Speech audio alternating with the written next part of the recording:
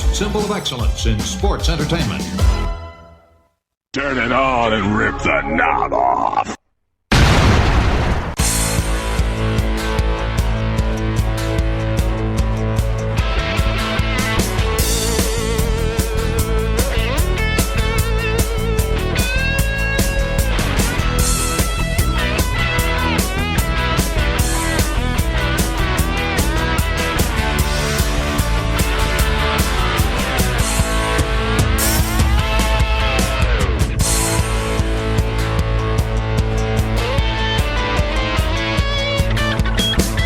Guys, and welcome back to the Wrestling Memory Grenade. And we're at episode 82 this week, finishing up the month of May in 1987 in the World Wrestling Federation. And I am your host, a returning Ray Russell here this week. Yes, I'm still just slightly under the weather. If I had to rank myself, I put myself maybe at about 95% now, but I do sound better if I do say so myself. And I feel a lot better as well. So I figured we better get back to the grind. Lots of shows to put out this week. And it all starts here with the Grenade, episode 82. We're going to finish up May of 87 in the WWF. Going to look at the rest of TV here for the month of May, and we're going to end with the June 1st edition of Primetime Wrestling.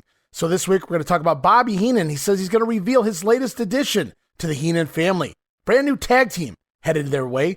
Plus, the one-man gang will make his WWF debut. Brutus Beefcake continues to wage war against luscious Johnny V and the new Dream Team. We'll have a special Memorial Day weekend matchup.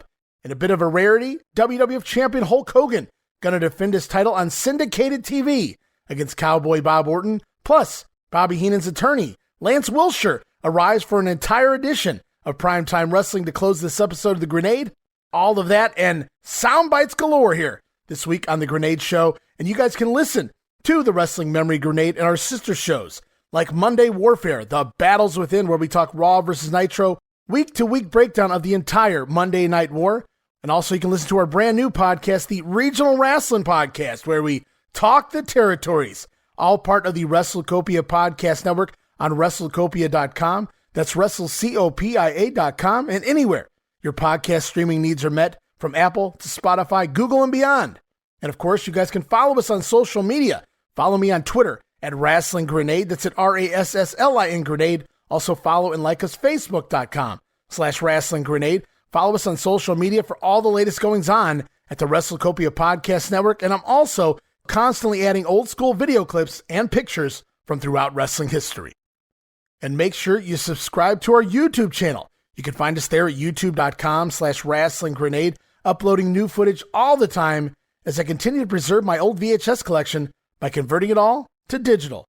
Most recently, I've added tons more WWF from 87, more episodes of Mid-South Wrestling, now the UWF, from 1986, and a whole lot more. Go check it out. Once again, that address is youtube.com/Wrestling Grenade. Be sure to subscribe. And if I haven't mentioned it before, now is a great time to become a patron, a WrestleCopia patron, that is. You can find us there at patreon.com/WrestleCopia. That's patreon.com/WrestleCopia. Multiple tiers to choose from. But I only ask you guys to give it a go at that $5 all-access tier. Get you all of my insanely detailed show notes for the Wrestling Memory Grenade Monday Warfare, and now the Regional Wrestling Podcast as well. You'll also receive early access to many of the podcasts here on WrestleCopia. Listen days and sometimes as much as a week earlier than the rest of the listeners. Plus, remastered versions of the earliest episodes of The Grenade, covering the 1989 NWA project, includes enhanced sound quality and new content and conversations originally edited out of the initial broadcast due to time restraints, edited right back into the shows. But that's not all. You'll also receive digital downloads for your viewing and reading pleasure, and of course, our Patreon-exclusive Watch-Along series, covering many past WWF and WCW pay-per-views, Coliseum videos, Saturday night's main events, Clash of the Champions, and so much more.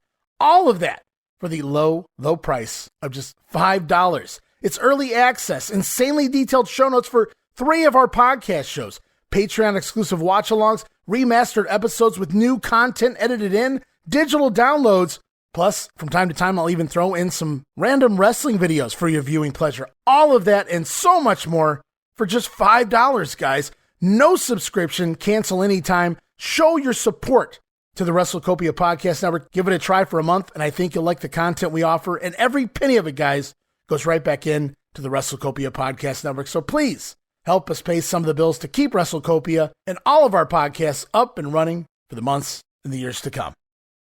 All right, and with all the formalities out of the way, it's time to jump back into 1987 in the World Wrestling Federation as we close out the month of May. We're going to take a look at the final 2 weeks of TV here in May of 1987 in the WWF, and it all begins with the special Memorial Day weekend edition of WWF Superstars.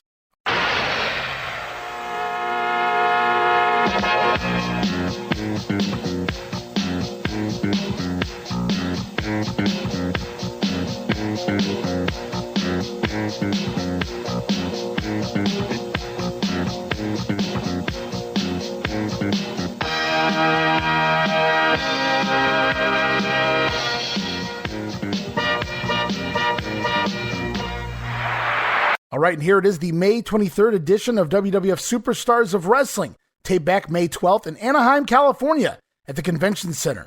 It's Vince McMahon, Jesse the Body Ventura, and Bruno Sammartino on commentary, and we kick things off this week with a very special promo from the WWF champion, Hulk Hogan.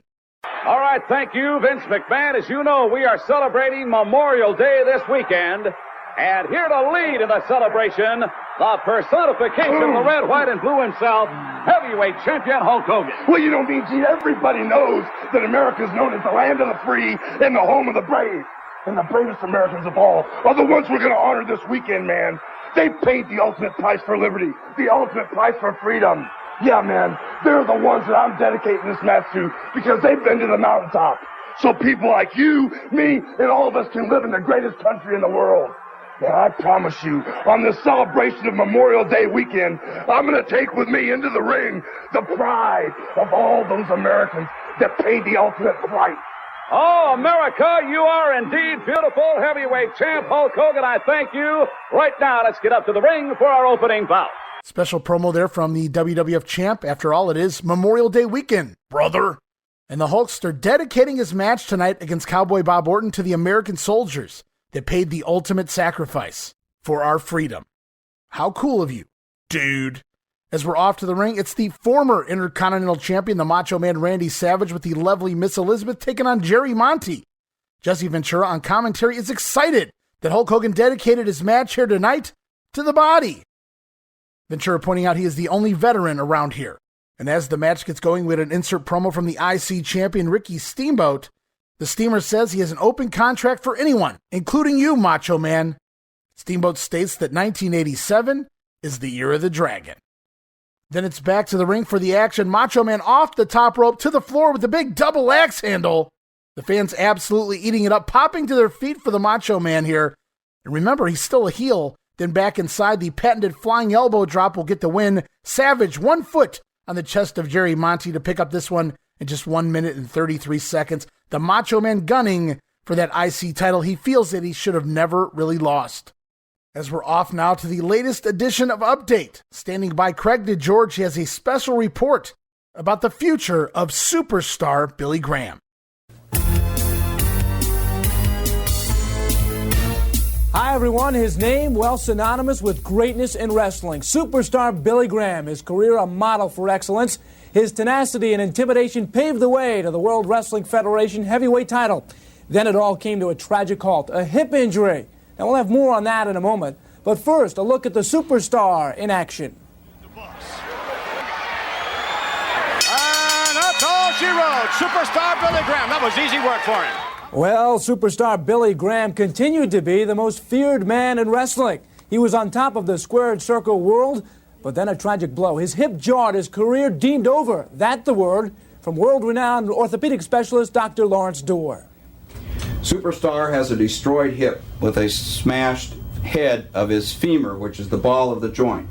We are going to put this metal stem down into Superstar's bone and replace that with a metal ball on the top of the femur. This will articulate with a plastic socket on the other side of the joint. You can see that with this type of a hip replacement, it will be impossible for Superstar Billy Graham to ever wrestle again. He will be able to walk. So Graham's career looked to be over. The champ's final bell had rung. With massive hip surgery coming back to wrestling, just not conceivable. But that was the doctor's word, what the critics were saying. And of course, only one man could have the final say on this matter, and at least before surgery, it was quite apparent that the superstar had already made up his mind. Superstar Billy Graham, my career will not be over, even though the surgeons told me, Superstar Billy Graham, your career is finished. You'll never wrestle again, but Superstar Billy Graham will come back. I am the survivor. All right, next week we'll take you to the operating room and get an update on the recovery. Can the superstar live up to his word? Return to the ring? Well, we'll find out next week. With this special report, I'm Craig DeGeorge. All right, and DeGeorge introducing a piece there on the hopeful return of the superstar. The doctor says that Graham has a destroyed hip, a smashed head on the femur, which is the ball of the joint. They're going to try to replace it with a metal ball and a plastic socket. Doesn't sound fun. The doc feels that it's impossible for superstar Graham to ever step in the ring again. Meanwhile, Billy Graham isn't so sure. He vows to return to the ring if it's the last thing that he does, even if the doctors think he can't. Going to be interesting. We're going to continue to follow the story of superstar Billy Graham here over the next several weeks.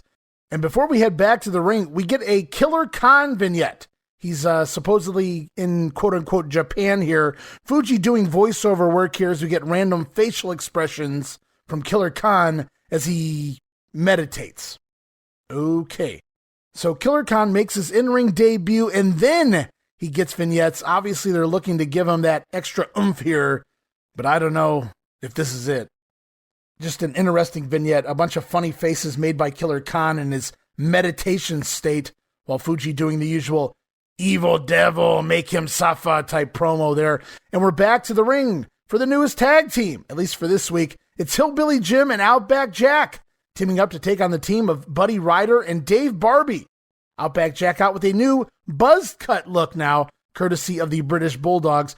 Remember the story I told a couple weeks ago about the Bulldogs putting super glue on Outback Jack's hair, leading to him having to rip the hat off his head, pulling a bunch of hair out. And there's a couple matches out there. Jack refused to cut his hair at first, and he looks absolutely ridiculous, kind of missing hair on top, and then the rest of it's still intact. And at least at this point, Jack has shaved his head. Still looks ridiculous, but what you gonna do? As we get an insert promo from Hillbilly Jim and Outback Jack, they're the two men talking about trading their special recipes. Hillbilly Jim going to give Outback some black-eyed peas. Meanwhile, Outback offers Hillbilly Jim some kangaroo tail soup. And then it's to the ring. Hillbilly Jim having a little fun early on with Buddy Ryder, busts out a big boot and a cartwheel before Outback Jack tags in with the Boomerang Bulldog on Ryder. Going to get the win in 2 minutes and 24 seconds. And a little do-si-do dancing after the matchup. And say what you will, and this match wasn't very good, but it was over with the kids. And I'd buy these two as an underneath tag team. And speaking of tag teams, we're going to head off to Mean Gene Okerlund, going to conduct his very first promo this week with Jacques and Raymond, the fabulous Rougeau brothers. All right, hi again, everybody. Mean Gene Okerlund. Welcome to the Superstars of Wrestling. I've just got to bring in this tremendous tandem. They hail from Montreal, Quebec, Canada, and I don't care where I travel, anywhere in the world. A lot of conversation about these two gentlemen. Come on in, Raymond and Jacques, the fabulous Rougeaus. You're red hot right now. You got a couple of people in mind, I think, that we could talk about this week. I'm talking about the new dream team of Valentine and Dino Bravo. An old friend of yours, Jacques? That's very funny, Mean Gene. Well, I don't think Well, so. you know what's funny, too, is we're red hot. We just arrived from Tucson, Arizona. It was really hot. But the main thing now is, we've been traveling a lot, and we say that time flies. Well, so do the Rougeau brothers, Mean Gene. Indeed. And Bravo and Valentine, there's one thing we'd like to keep in mind, is that every time we're going to step in the ring with you guys, it's going to be a battle. I've explained it before. We're not going to go in and try and sweep you guys out of the ring in 15 seconds or 5 minutes because you guys are too powerful for us. But we're going to get you on a 20-minute match and a 25-minute match where stamina comes in. You know, Raymond, I could go all the way back to WrestleMania 3, and it was quite obvious. The appearance of Dino Bravo really upset the apple cart. Well, Mean Gene, that's what started it all, because Dino Bravo had no business at WrestleMania. No. He had no business there whatsoever. And you look at all the events that have gone down, the way they dumped Brutus Beefcake, the way Bravo got involved with the match. I mean, you can see a whole big conspiracy there. But you know what happens? I mean, down the road, they're going to have to come, to get punished for what they did or whatnot. Face to face with the Rougeau brothers. Face to face, that's right. So all the bad things they've done are all going to come down one day and fall on their head. We've said it before, Mean Gene. Good things come to those who wait. Bravo, Valentine, we're waiting. They are patient men, and I think the word you were searching for, reciprocity. Thank you, the fabulous Rougeaus. Well, time flies, and so do the Rougeaus. Looking forward to their matches against the new Dream Team here on the house show circuit. And it's at this point in the show, we see the fabulous Moolah, the WWF Ladies Champion, shilling what else but WWF ice cream bars. Moolah takes a bite out of the ice cream before she realizes she's biting the head off of George Steele. And of course, Vince McMahon loves it. And it's back to the ring for our latest debut. It is a large fellow by the name of the One Man Gang. And he apparently will be managed by the Doctor of Style Slick. One Man Gang stepping in the ring against Jesse Cortez here. And we get an insert promo early on in this matchup from Slick and the gang. One Man Gang says he likes to cripple people for the cash. And as the match gets going, Gang attacks Cortez in an elevated double-handed choke before dropping Cortez to the mat, and then Gang follows that up with a giant suplex. Wow. One Man Gang then up to the middle rope, driving Cortez down in a bulldog of sorts. He calls that move the Master Blaster, we'll find out.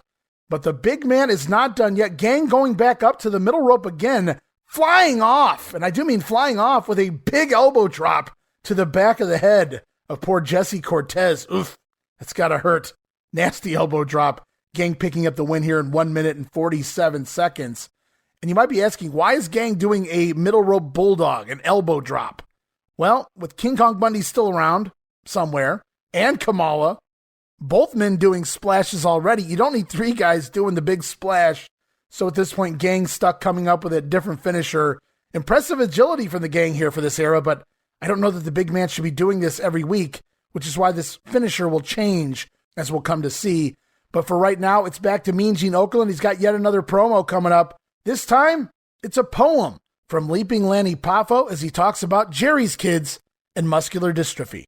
All right, stay tuned. We're going to get you back up into the ring here in just a moment or two for more exciting World Wrestling Federation action. You got to like this guy. He is from Downers Grove, Illinois, and he is truly hung in the World Wrestling Federation. You knock this guy down, he gets right back up again, and he just happens to be the Poet Laureate of the World Wrestling Federation. Leaping Lanny Poffo, come on in. Leaping Lanny, I imagine you've got one of those patented gems for us this week. Well, thank you very much. You know, as Poet Laureate, I do take on a diversity of topics, and sometimes the people go wild, and sometimes I'm pelted with eggs. This particular poem has nothing to do with wrestling, but it has a lot to do with a lot of things that people are interested in. And I'm talking, of course, about Jerry Lewis Muscular Dystrophy Telethon. All right, let's hear it. Jerry Lewis has some kids that need your helping hand and a miracle or two from up above. Every year his telethon reminds us we're a family, united by the healing bonds of love. Helping those less fortunate is never out of style. There's a human being in each wheelchair. Every dollar says I love you in a very special way, so dig down deep and show them that you care. It brings great satisfaction when you know you've done your best, for here on earth God's work must be our own. When he sings his final song, let's all join in together, so one day Jerry's kids can walk alone. Well, I'll tell you what, that is very touching. As you know, Leaping Lanny Poffo, I am a very good friend of Jerry Lewis, and I had an opportunity recently to talk to Jerry in Las Vegas, and his work continues on, and it's absolutely marvelous, and I'm glad you could come up with something very appropriate for this great man and that great cause. Thank you very much, Mean Gene. Now I'm going to go off and do some more wrestling. I thank you very much. He is the Poet Laureate of the World Wrestling Federation. Very nicely done. That's a nice touch from Leaping Lanny Poffo, one of the great ones, one of the great superstars that you see here each and every week in the World Wrestling Federation. Stay tuned. We've got some important messages, and then we're back with more action. Fun little segment there from Leaping Lanny, a poem about Jerry's kids and the Memorial Day weekend Jerry Lewis Telethon. As we head back to the arena, we see a clip from Saturday night's main event, Dangerous Danny Davis costing George the Animal Steele the match versus Macho Man Randy Savage. So apparently Davis and Steele is a thing now. And to the ring, it is Ken Patera taking on the Gladiator, Rick Hunter in the Hood. We get an insert promo early on from Billy Jack Haynes. He talks about Ken Patera, who is proud to have paid his debt to society and be an American. Billy Jack Haynes supports his fellow Oregonian, Ken Patera. And to the ring, Kenny fairly over here with the fans on his intro, but as he gets going, looks really rough trying to give some basic arm drags. Patera, though, with a backbreaker, and then launches Gladiator across the ring with that awesome-looking body slam, that body toss. Does it once, gets such a big pop. Patera decides, I'm going to do it again. throws Gladiator across the ring twice with that body launch of his. Always cool to see. And then it's the bear hug. Going to pick up the submission win here for Patera. Just 2 minutes and 2 seconds. And Kenny's still gunning for Bobby Heenan, no doubt at this point. And while Patera has a pretty cool looking body slam, that was about it here. To be honest with you guys, Patera blows up quick and doesn't have good mobility in the ring either. Seems very stiff in the body and the joints. Doesn't look to be anywhere near ring shape at this point. And I don't know that he ever gets back in it. As we're off to a Superstars edition of the Snake Pit. Yes, this marks the Snake Pit's debut edition on WWF Superstars, moving away from Challenge. Remember, we had Piper's Pit. Piper retires after WrestleMania 3 was supposed to be replaced here by Missy Hyatt and Missy's Manor. But Missy, well, they tell her it's not working out, and she quits the company, doesn't want to be a Federette. So it takes a little bit, but they come up with the idea of just taking Jake Roberts' Snake Pit and moving it over to Superstars, especially with Jake out of the ring right now. Remember Jake with the injury. And this week's guests, it's members of the Heenan family, Bobby the Brain Heenan, King Harley Race, and the Mighty Hercules, and sigh, even Jake gets in on the ring around the collar jokes here. Jake's more clever than that. They had to have told him to come out here and say this. We've heard everyone in the entire business at this point make the ring around the collar joke, from Vince McMahon to Gorilla Monsoon. Hell, Missy Hyatt made it on Missy's Manor, and that never even made TV. Of course, Kenny Patera made the joke, and now even Jake Roberts getting in on the ring around the collar here on the poor Brain, who is still indeed wearing that neck brace. And Bobby Heenan, though, he wants to talk that ex-con, number 59919, Ken Patera, as we see clips from last week. Harley Race attacking Patera from behind during Patera's match with the Mighty Hercules. And for those who don't remember, Patera had Hercules almost put away with his bear hug finisher when Bobby Heenan sicked the King Harley Race on Patera, attacking him from behind, causing the DQ as the Heenan family laid out the Olympic strongman. And it's at this point in the Snake Pit that Hercules says that he chose to return from the heavens with the powers of all the immortals in the form we're looking at right now. Wow, that's pretty deep. Hercules returning from the heavens, from the gods in the heavens above, being gifted all of their immortal powers. My God, you think he should be champion? And he chooses this form, the form that we see him in right here. God, I love these 87 promos from Hercules. Then Harley Race gets to say his piece. He says that Patera signed his death warrant with what he did to Bobby Heenan during that debate. Death warrant? That's kind of harsh, Harley. That's pretty much here on the Snake Pit segment. Clearly the entire Heenan family, specifically Hercules and Harley Race, gunning for Ken Patera. So it looks like Hercules slowly moving out of that feud with Billy Jack Haynes, and none too soon. They haven't been giving Haynes much to do on TV at all, outside of some really odd tag team and six-man tag partners.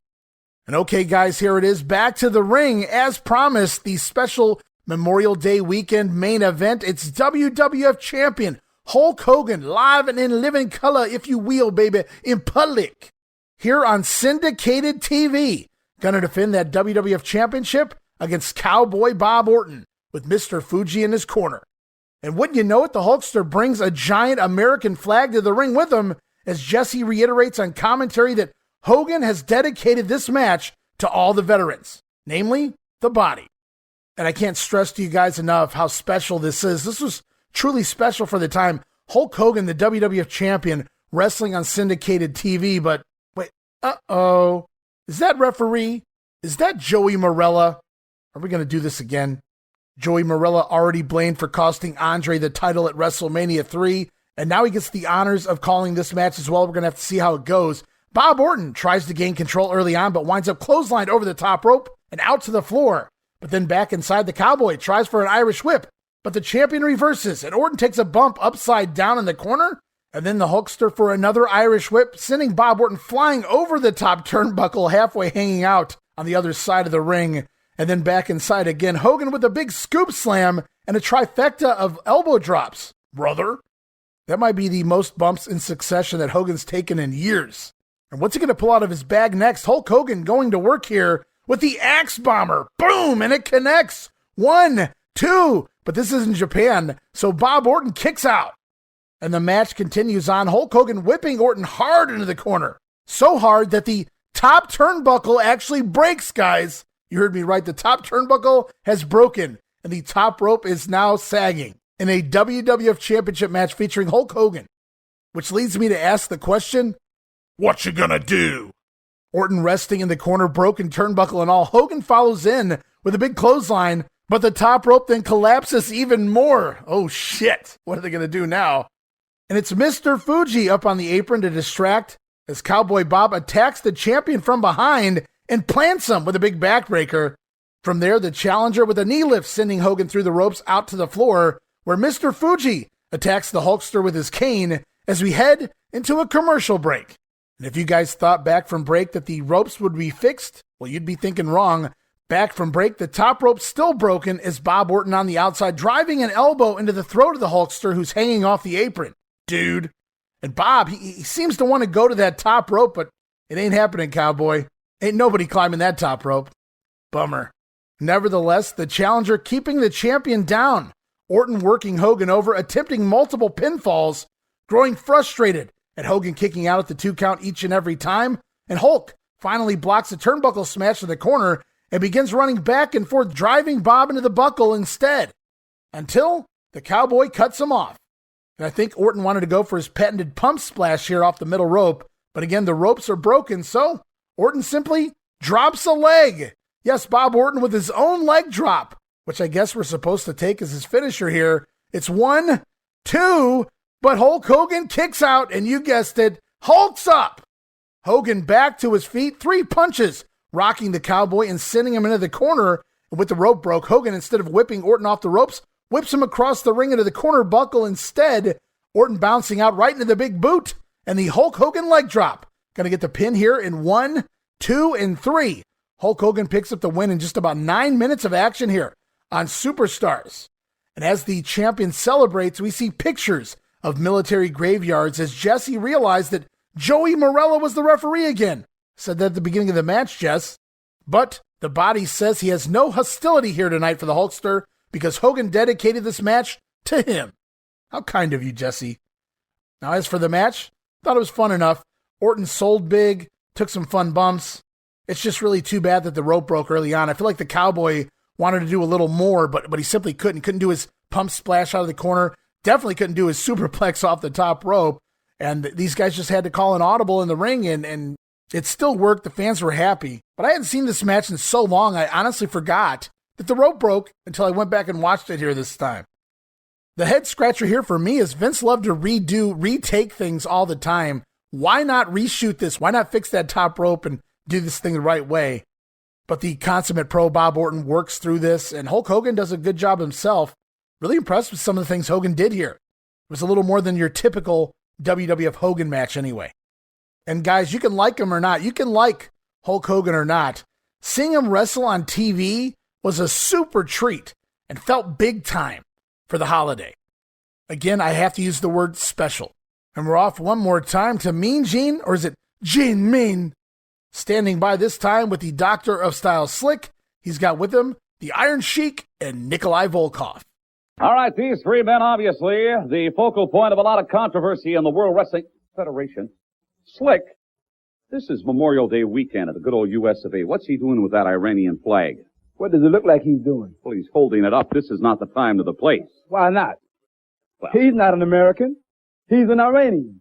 He's proud of his heritage. He should let the people know that he's from one of the greatest countries in the world today. A country that's not like America, prejudiced, biased, and typical of what you are, a known bigot. Buster. Buster? That's what I said, and I hope you don't like it. Let me tell you something, because I don't have time to small talk with you, because you are here to interview and not interrupt. All right. Holmes. Now, I want the people to know that these 2 men standing before you right now represent the greatest wrestling machine and organization in the world today. All right, with that, I'm going to move right up. Thank you, Slick. Very good. Nikolai Volkov, there's a man who doesn't particularly care for your vocal efforts you're singing, and that's Hacksaw Jim Duggan. You know, there is not a live American in the whole world that could scare me.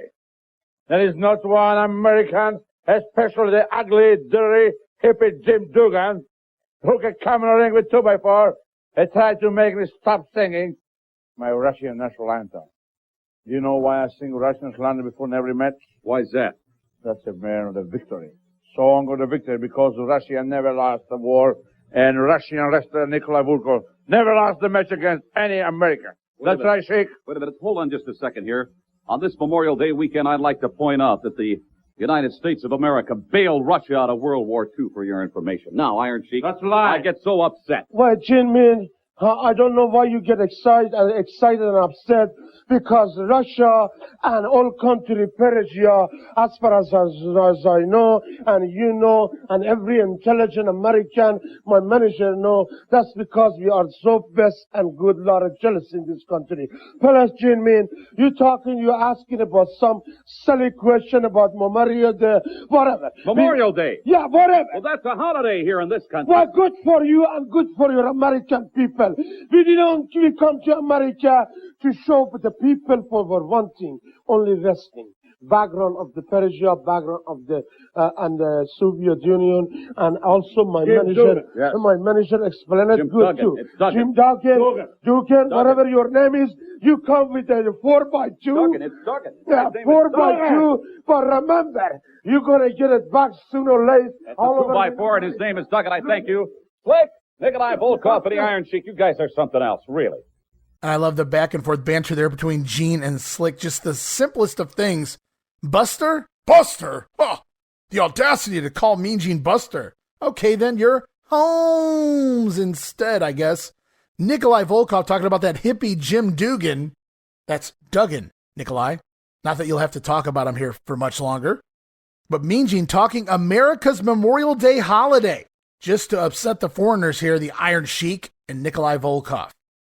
As we close out this edition of Superstars, we have a special message from the brain. You know, I got good news for you humanoids, and I got bad news for everybody in professional wrestling. Because the Bobby Heenan family is growing, and it's growing, and it's going to get stronger, and it's going to get bigger. Yes, not only the addition of the people I already have, there's going to be a brand new tag team joining the Bobby Heenan family. Next week, everybody's going to know my big surprise. All right, and Bobby Heenan promising that next week, right here on Superstars, he will unveil the newest tag team, guys, to join the Heenan family. I, for one, can't wait to see who that will be. And before we head off to our next TV program, the WWF going everywhere in the month of June, it's the WWF on tour. It's the World Wrestling Federation on tour, coming to these great areas and facilities with action. Saturday, June 6th, Boston, Massachusetts, Boston Garden. Danny Davis among those on the card in Boston. Friday, June 5th, Oklahoma City, Oklahoma, State Fair Arena. Hacksaw Jim Duggan returns to Oklahoma City. Friday, June 5th, Richfield, Ohio, Richfield Coliseum. Ricky the Dragon Steamboat title defense in Richfield. Friday, June 5th, Rosemont, Illinois, Rosemont Horizon. Champion Hulk Hogan in action at the Horizon. Thursday, June 4th, Dayton, Ohio, Hara Arena. George the Animal Steel among those on the card in Dayton. Thursday, June 4th, Omaha, Nebraska, Omaha Civic Auditorium. The Honky Tonk Man will be in action in Omaha. Wednesday, June 3rd, Rochester, New York, Rochester War Memorial. Macho Man Randy Savage among those on the card in Rochester. It's the World Wrestling Federation. Be a part of it when it comes to your area. And be a part of it when it comes to your area. And this episode of The Grenade rolls on. It's time for WWF Wrestling Challenge, May 24th, 1987.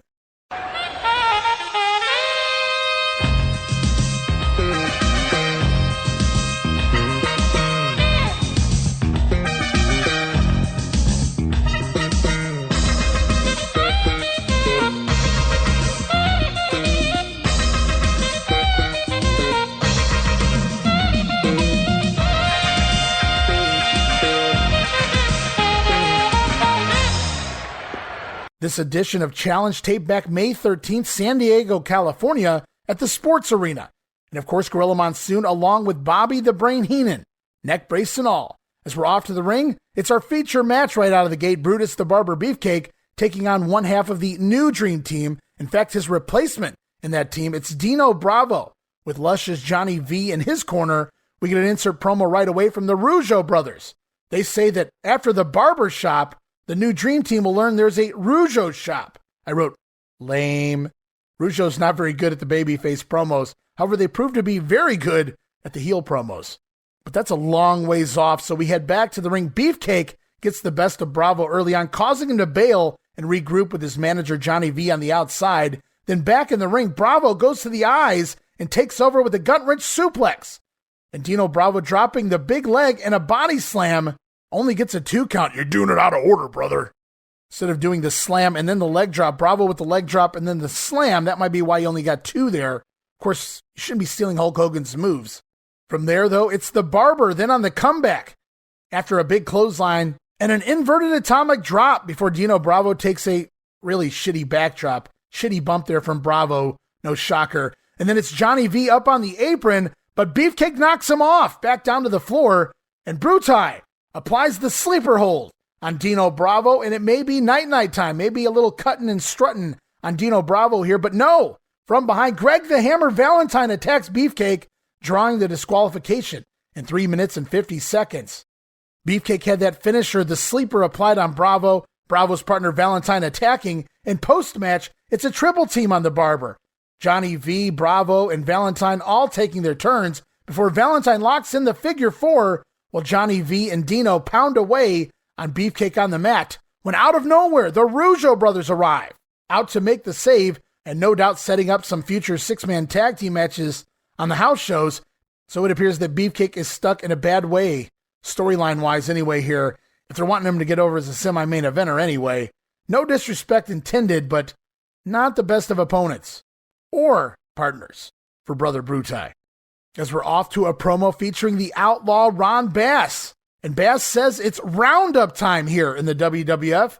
He's going to be going around the country, coast to coast, branding his opponents with his new gimmick, the branding iron. Ron Bass holding up a brand new branding iron here. With Blackjack Mulligan gone, at least they find something to try and get Bass over with. Then it's back to the ring with Intercontinental Champion Ricky the Dragon Steamboat taking on Iron Mike Sharp as we get an insert promo early on from the Honky Tonk Man, of all people. He says that if Steamboat is truly the fighting champion that he says he is, to put the belt up against HTM.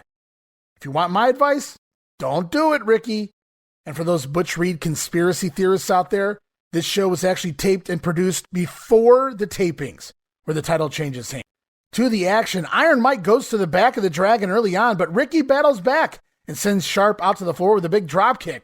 Then once back inside, Sharp tries to dump Steamboat over the top rope, but the Dragon skins the cat back inside. Sharp comes rushing, and Steamboat dips his shoulder, backdropping Iron Mike over the top rope and out to the floor instead. Then back inside yet again, Steamboat fakes out Sharp on a reverse body block in the corner, and when Sharp gets back up, Steamboat off the top rope with the flying crossbody press. Little respect here this week. Didn't finish Sharp off with that flying chop. It was a body press instead. And the Dragon going to get the win here in 2 minutes and 31 seconds as we're off to Mean Gene Okerlund standing by. He's going to interview the Birdman. Coco beware. All right, hi again, everybody. Mean Gene Okerlund, thanking you for joining us here on Wrestling Challenge this week. I've got to bring in this very exciting World Wrestling Federation superstar from Union City, Tennessee, Coco Beware. Welcome back, along with Frankie Beware. Oh, Frankie is loud and clear. You know, Coco, we know about you in the ring here in the World Wrestling Federation, but I'm very curious.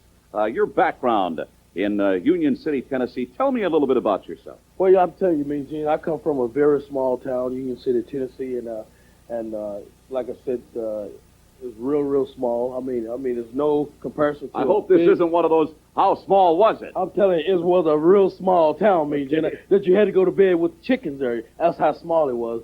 But you can see, I played football there, you know. How about a little baseball and softball? I did it all right. How about basketball? Hey, I was born with the ball in my hand. And you had to do a little wrestling, too. That's right, Mean Gene. I'm telling you, I feel so good for me being right here in the World Wrestling Federation. You know, I've got to compliment you, too, Coco. Coming from where you did and doing it all, you now have arrived at the very peak of it all, the top, the ultimate, the zenith in the World Wrestling Federation. And you truly are one of our great stars here, and we really appreciate you. And I'm telling you, Mean Gene, you know, it's a dream come true to me because this is something I always wanted to do. This is something I always wanted to be right here in the World Wrestling Federation. This is where everybody gets recognized. You know something else you do that I like a whole lot? Oh, Mean Gene. Come on. I know what's on your mind. Let's do it. I feel good.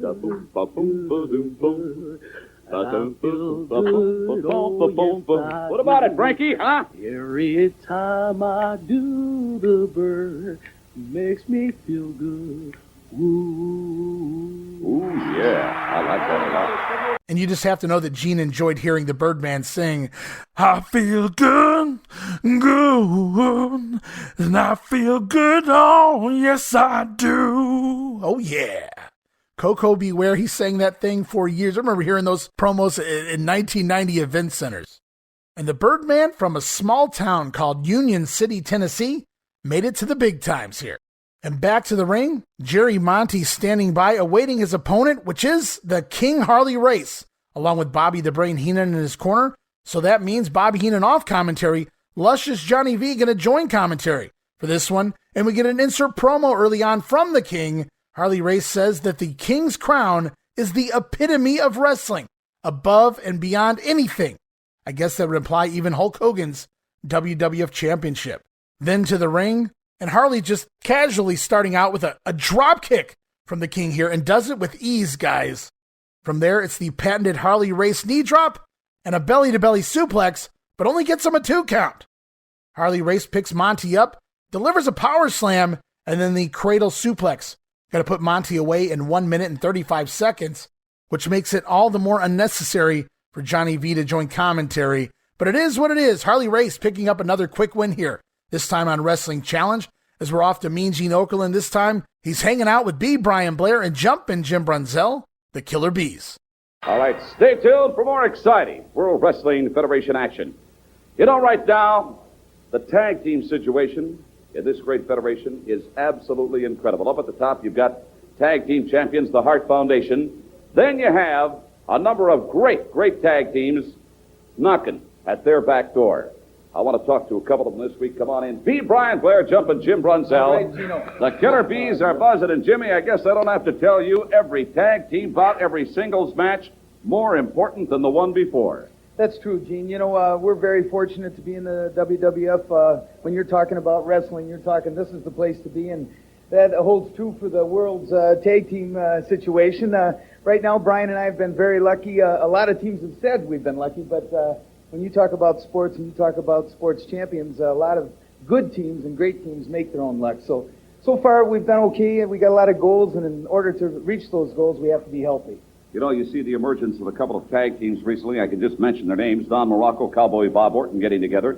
Demolition, another team. And there's so many here in the World Wrestling Federation, Brian. You're absolutely right, Mean Gene. And you know what we did? We went down with our main man, HH, the Hulkster. We went down to his gym in Venice Beach. And we said, Hulkster, you know, we need a little pump on. He said, yeah, man, you could use a little bit more muscle in those wings there. And he said, I got just the thing for you, you know. So we started hanging and banging with the Hulkster, you know, and we hang and banged, hung and bung. We passed out, we sweat and swore, we passed out, and we got up and we did it some more, Mean Gene. And now we got a little pump on these wings here. We're ready to flip and flutter, you know. We're ready to do some back cracking and some jaw jacking. And, you know, I can't think of nobody better than the Hart Foundation. How about it, Jimmy? That's it. That's where it's at, Brian. Where there's a will, there's a way. We've got the will. I like them. They are the Killer Bees. They are exciting. They are B. Brian Blair and Jumpin' Jim Brunzell. We're going to be right back after this. Don't go away. All right, and the Bees, one of the zillion teams in line here for a title shot against the Hart Foundation. And B. Brian Blair, God bless him, for months now has been overselling that quote-unquote jive talk promo that he's been doing. Meanwhile, Jim Brunzell underselling every promo that he's doing. And you'd think it'd meet somewhere in the middle, but the Killer Bee promos are about as generic as it gets. But the show goes on, and we see yet another Killer Khan vignette. This time Killer Khan in the desert somewhere, or maybe at a beach, I'm not really sure, meditating over fire with Mr. Fuji doing the voiceover work again. He says Killer Khan has hands stronger than the orangutan. And while that would be downright scary if true, doesn't translate well to a promo. And I'm still scratching my head. It's really odd to me that these vignettes are airing after his debut. You have to think that Killer Khan just wasn't getting over enough with the fans, and this is what they came up with for him. Of course, Killer Khan going to be working Hulk Hogan quite a bit here on the house shows later this summer. And it's back to the ring for 6-man tag team action. Hillbilly Jim, Tito Santana, and Billy Jack Haynes. Wow, what a trio. Taking on the team of Terry Gibbs, Dave Barbie, and Carl Schmidt. Might be the first time we've seen Schmidt here in the WWF, if I'm not mistaken. And even though Haynes is technically feuding with Hercules, he keeps getting lumped into these 6-mans going absolutely nowhere. And as you might suspect, the babyfaces dominate the enhancement talent here, and Billy Jack Haynes with the full Nelson on Schmidt, going to get the quick win for the team. 2 minutes and 51 seconds. And we even get some good down-home barnyard square dancing after the matchup, with even Tito Santana and Billy Jack Haynes joining in with Hillbilly Jim on some do-si-dos with each other. And after watching it, I have no idea what I just saw. But it is up on our YouTube channel. You guys can go check it out for yourself. As for the match, it was different.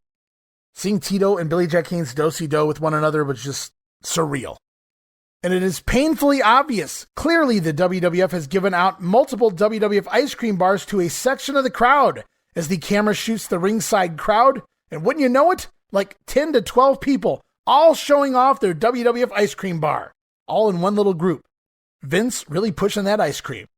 And I got to be honest with you guys, those things were pretty damn good. I don't think I've had one since a 1994 house show, but I remember them being pretty damn good. As we're off now to a promo, it's Craig DeGeorge interviewing former referee Dangerous Danny Davis.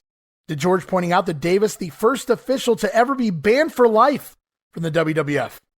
Dangerous Danny says that everything is coming together, whatever that means.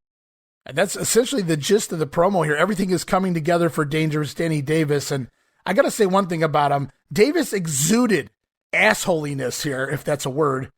And at this point, I really feel they should have given him more to do. Maybe not by way of opponents. I'm not saying stick him in there with the semi-main eventers or even the mid-card guys at this point, but just give him something more to do than say, George Steele or working matches with Coco that are really going nowhere. At this point, Danny Davis, a legit heat magnet. I just love his delivery. Then it's back to the ring for tag team action. Kamala teaming up with the Wild Samoan Sika, both Mr. Fuji and Kim Chi in their corner. They're going to be taking on the team of Rick Hunter and Leaping Lanny Poffo. As we get a poem from Lanny here, he says that they were once from Samoa and Uganda, now the San Diego Zoo. Well, that's not nice, Lanny. As we also get an insert promo from the newly bald Outback Jack, who has nothing better to do apparently but comment on other people here. He talks about how ugly Kamala and Sika are. Bobby Heenan on commentary jokes that Outback is one to talk about people being ugly. No kidding, mate. In the ring, Lanny Poffo busts out a kip up and a backflip. Kamala responds by jumping up in the air and touching his toes to a pop from the fans. A little agility there from the Ugandan headhunter. But the monsters dominate, first Lanny Poffo, then Ricky Hunter, Sika with the big Samoan drop, and you better tuck that arm, Hunter. Damn near broke it there. So it is the Samoan drop followed by Air Kamala, the Kamala Splash. Going to pick up the win. A hell of a combo there. Samoan drop into the Kamala Splash.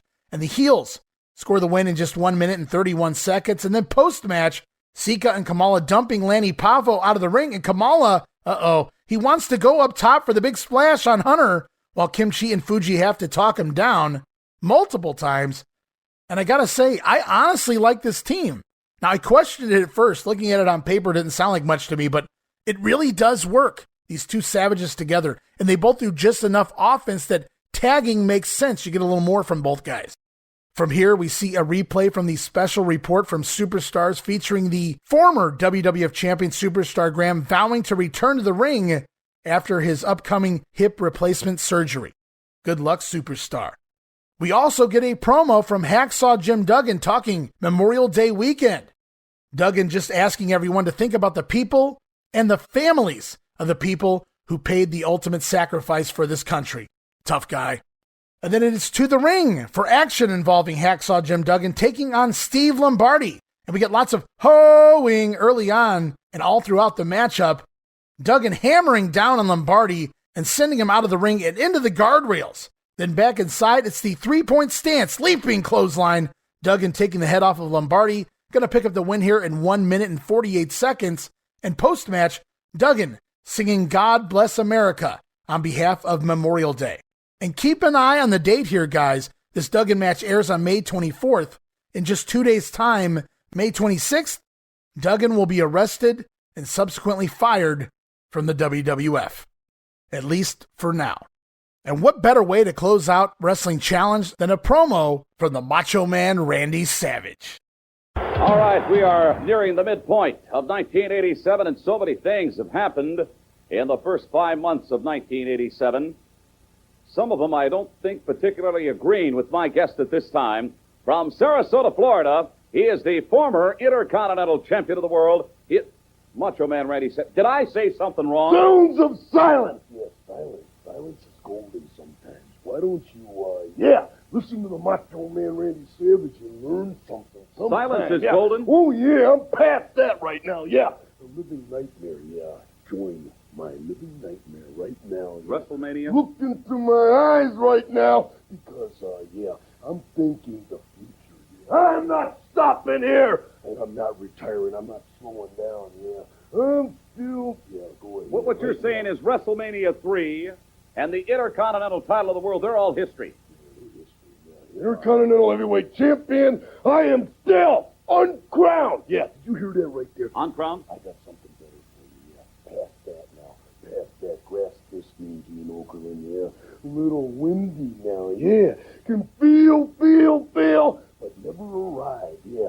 Hotel California, check in, don't check out. I am the uncrowned World Heavyweight Champion also. Yeah, President Jackson, if you hear that, living nightmare in Pontiac, Michigan, 93,000 people live, and millions of people all around the world, yeah.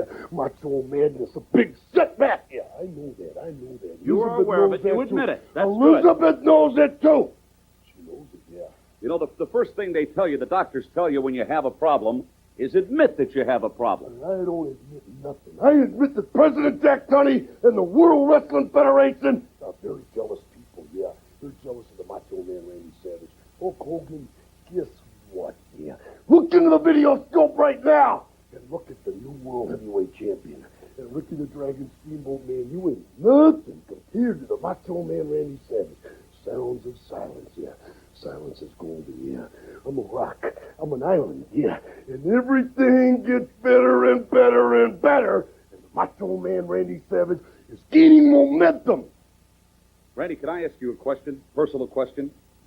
You know, I interviewed you, but ever since WrestleMania, you refused to show up here with Elizabeth, your lovely manager. Why? I don't answer no questions because the fact is, if Elizabeth were here, she would say uncrowned Intercontinental Heavyweight Champion, uncrowned World Heavyweight Champion, and that's not, wishful thinking. No, those are facts, man. Yeah, Hulkamania is dead. Macho Madness lives.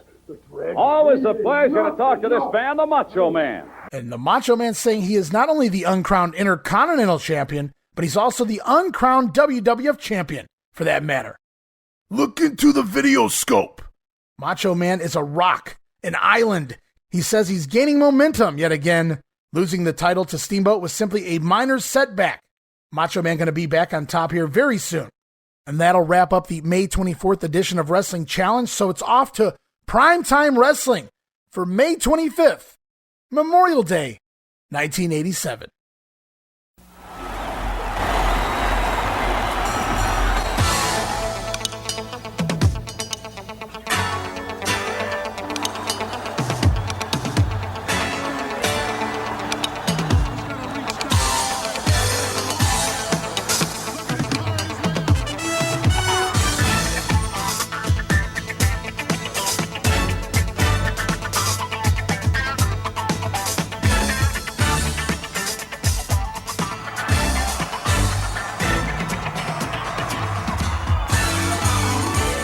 Hosted yet again by Gorilla Monsoon, Bobby the Brain Heenan here. And Heenan, well, his neck may be injured, but his throat certainly isn't. Bobby going to have a little fun here. Takes a shot at everyone, and it all starts this week with Corporal Kirshner. We have a lot of other interesting matches coming up. Nikolai Volkov, the big 305-pound Russian, taking on 82nd Airborne Corporal Kirshner. Kirshner, yeah. You don't see Kirshner. Kirshner did a lot of hazardous things. Of course, he didn't attack a guy named Ken Patera. No, he did a lot of hazardous work. It's rough cleaning up the latrines and peeling potatoes. Yeah, you know how many jumps the guy made? I don't care to go into his personal life. I'm not talking about his personal life. He was part of the Airborne Division. Oh, that's right. He made it to Corporal. But his mentality, he's lucky he made it past his driver's test. Of course, we never seen him drive either. We don't know that. I wouldn't knock anybody if I were you. You know, you could be hobbled as well as have a sprained neck, and you wouldn't be able to get around at all. Because this week or next, I have a surprise coming up. Yeah? Yes. Care to elaborate? No, you want to know so bad, don't you? No, not really. I could care less. Opening match coming up, tag team action. Roma and Powers taking on the Magnificent One and the Ace. Let's go to ringside. Okay, and I wrote LOL here when I listened to this soundbite. Bobby Heenan talking Corporal Kirshner, some really fun lines there. He said that Heenan not even sure how Kirchner got the rank of corporal. He's lucky he passed his driver's test. Of course, we don't know that he passed his driver's test. And Kirchner getting it from the brain all the way out the door. Kirchner not going to be here very much longer in the WWF. Bobby Heenan have a little fun here this week with him. As we move on with Primetime, we get some back and forth banter here between Gorilla and Bobby as they talk about Superstar Graham's upcoming surgery and potential return. Special part of our Primetime program this week includes a special report by our young colleague, Greg DeGeorge. He's going to be telling us about superstar Billy Graham and what an exceptional career this man had in the World Wrestling Federation. World's heavyweight champion. Craig DeGeorge was the world's heavyweight champion? No, superstar Billy Graham. Oh, well, you were singing the praise of the other guy. You know, and then an unforeseen accident taking place, which took him out of the picture literally and just about destroyed the man forever. But let's have Greg tell us all about it. Let's go to our special footage on I've already had superstar enough Billy of Graham. Superstar. Please. All right, and Gorilla Monsoon calling Craig DeGeorge Greg DeGeorge repeatedly here. And it wasn't an accident. Gorilla calls him Greg multiple times in this soundbite. DeGeorge at this point has been here for like almost 5 months, Gorilla. We'll have to wait and see if he ever gets his name right. As we go back to the Primetime studio, more talk of Superstar Graham coming out of the update. Superstar Graham. Looks like all the guy needs a little oil and a new fan belt. He's fine. How could you possibly even think about comparing an injury such as he had to what you're trying to make everyone believe? What I have. He doesn't have to get around. He has to do nothing except go out in the desert and knock tarantulas off his body. I have to be in the corner of my men. I have to fly over the world. I have to sit here with you. I have to negotiate contracts. I can't do that looking up at the daisy or in the... You think it's easy to walk around and knowing that perhaps you will never walk again, let alone not be able to step inside the squared circle anymore? Who cares about superstar Billy Graham? What about me? No one cares about me. We haven't got any letters or anything, just that one letter. I know there's more mail than week. that. I know there's more mail than that. Well. But no, it's destroyed here like everything else that's mailed to me. You know, medicine can do strange things and the medical profession can do miracles. However, it's what's inside you that really counts. As to your recuperative powers. And it doesn't hurt to have Psychosomatic medicine can do strange and amazing things. Bobby Heenan, more great lines there. He says Superstar Graham has nothing to do but sit in the desert and knock tarantulas off his body. I had to think back to that vignette back in '86. Heenan comparing his sprained neck to Billy Graham's hip replacement surgery. But Bobby's not done here this week. Nope. Bobby has had enough of Gorilla Monsoon and others talking down to him, bashing him, badgering him. So the brain has called upon his Beverly Hills attorney. It's Lance Wilshire. Well, he's here. Who's here? Lance Wilshire. Lance Wilshire. Baby, have no fear, Lance. Wilshire is here. How you attorney, doing? in fact, all the way from Hollywood, California, and Beverly Hills. How do you do? And who are you, sir? This is the man I was telling you about. This is Gorilla Monsoon. This is Monsoon, huh? That's right. This is the man who's giving you such a hard time. This is your lawyer? Now, counselor at law, officer of the court, and Beverly Hills attorney extraordinary. Lance Wilshire in person. How do you feel, Booby? It's still a little sore. It looks that way. But look at this. Look at the doll. A business card? You want a business card? Yeah. Seeing that you're such a big man, I'll give you 2 of them. Lance Wilshire, just like the Boulevard. That doll has a bandage on it. Okay, and this stuffed weasel doll here. It's a YMCA card. Who's doing this to you? Who is doing this? Mr. Greencoat right here. Mr. Greencoat is occupying a seat which I think is rightfully yours, Bobby. And the way we will work things out, you will be in charge. Well, what I'd like you to do is come here next week, sit with me for the whole entire program, and take some notes. I shall. I want you to observe how this man treats me, how he constantly puts me down. I even want you to check out this ham and egg staff we have here. Don't excite yourself. I will be here. We will take it under consideration and eventual litigation. Please, don't touch the material. Have you ever lost a case? We've never lost not You ever only had a a case? Yes, but it was taken care of. No, we have never lost a case. And don't worry about it. Right now, let's go to a special interview with Leaping Randy Poffo. I can see it. And this is one of those clips that's better seen than just heard. So I did put the video clip up on the YouTube channel quite a while ago, youtube.com/Wrestling Grenade. Check it out. Lance Wilshire, Bobby Heenan's quote-unquote attorney, arrives in the WWF. He'll be back again next week on Primetime. Fun actor playing the character of Lance Wilshire here. I'm not quite sure who it is. I did a lot of digging at it, just couldn't find out. Not sure if Bruce Pritchard knows or somebody may know that might be able to help here. I know Pritchard was pretty young in the WWF at this point, but I just don't know who's still around that could give us the 411 on that. But the Wilshire character, it slid right in here with the WWF nonsense. And he says he's never lost a case, which got me to thinking, maybe this is the guy that Matlock was based off of. And as we close up this edition of Prime Time, we got one more soundbite queued up. Gorilla Monsoon, Bobby Heenan, saying goodbye. Well, folks, that wraps it up for another week here on Prime Time. And next week, our special Memorial Day program, and what a lineup it's going to be. First of all, we're going to give you some further information on the superstar Billy Graham story and bring you up to date on it. And then a special ladies title match will be on hand. And then to top it all off with fireworks and everything, world's heavyweight champion Hulk Hogan is going to join us. For some big Memorial Day bash you're planning, no doubt. Yeah, absolutely. Why not? Well, also, Lance Wilshire will be here, my attorney. He's going to take notes. He's going to watch everything you do. He's going to see if we have grounds for a case. See, I know we have grounds for a case.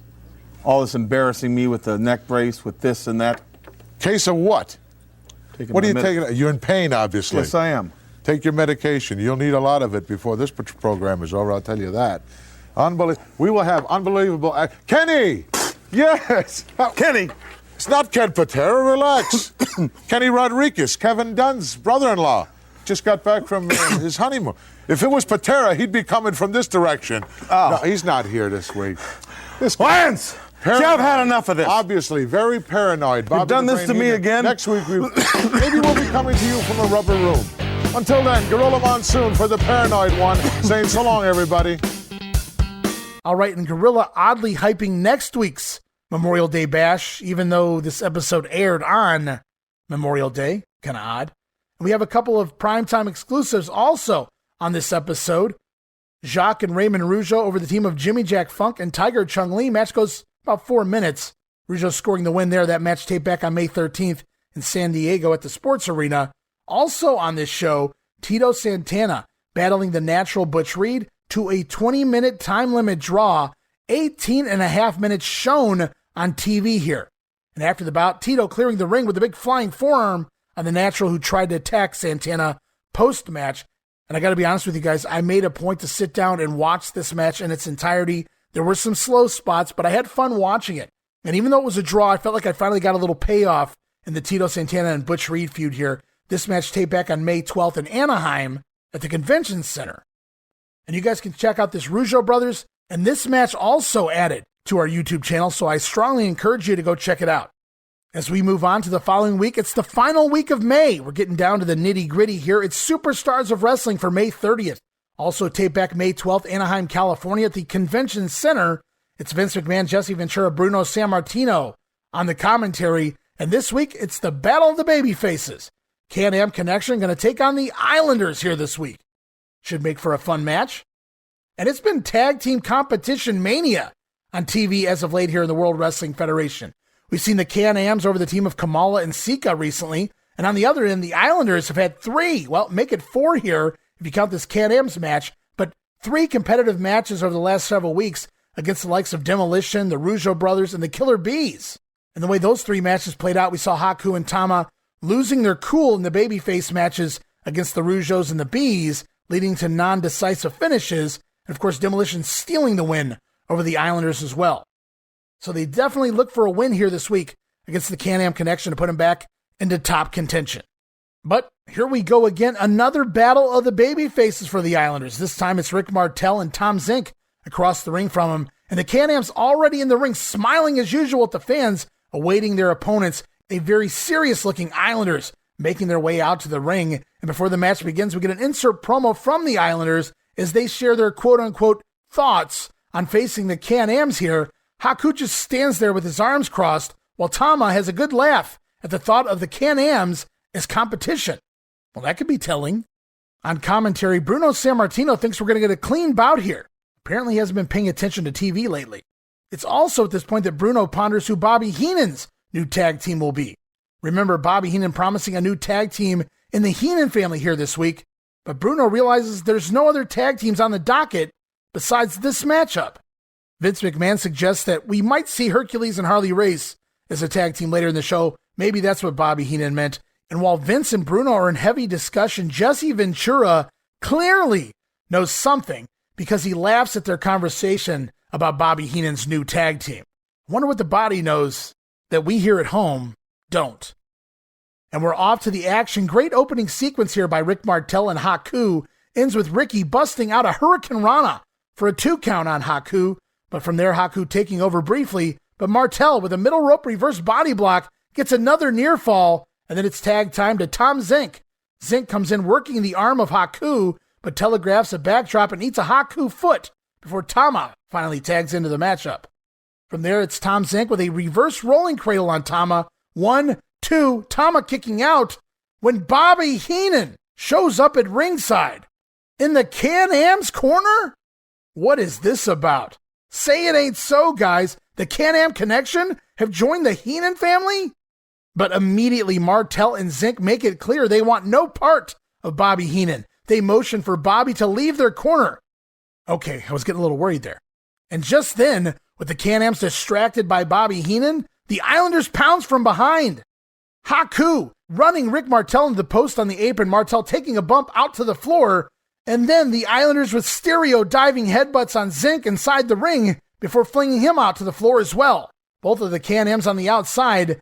Tama goes out to the floor, picks up Zink, but instead of putting him back in the ring, big scoop slam driving Zink down on the outside, and then Tama up onto the apron with a diving headbutt to the outside. Unbelievable. What are the Islanders doing here? Haku and Tama back in the ring. Meanwhile, Rick Martel crawling over to his partner, reaching Tom Zink by the count of 7, trying to help Zink back in the ring, but it's just not happening. Tom Zink counted out, and the Islanders will pick up the win in just 3 minutes and 50 seconds. And post-match, we see a smiling Bobby the Brain Heenan in the ring as he raises the hands of the Islanders. And it appears we've got our new team as part of the Heenan family. It's the Islanders. I don't believe this. What is going on?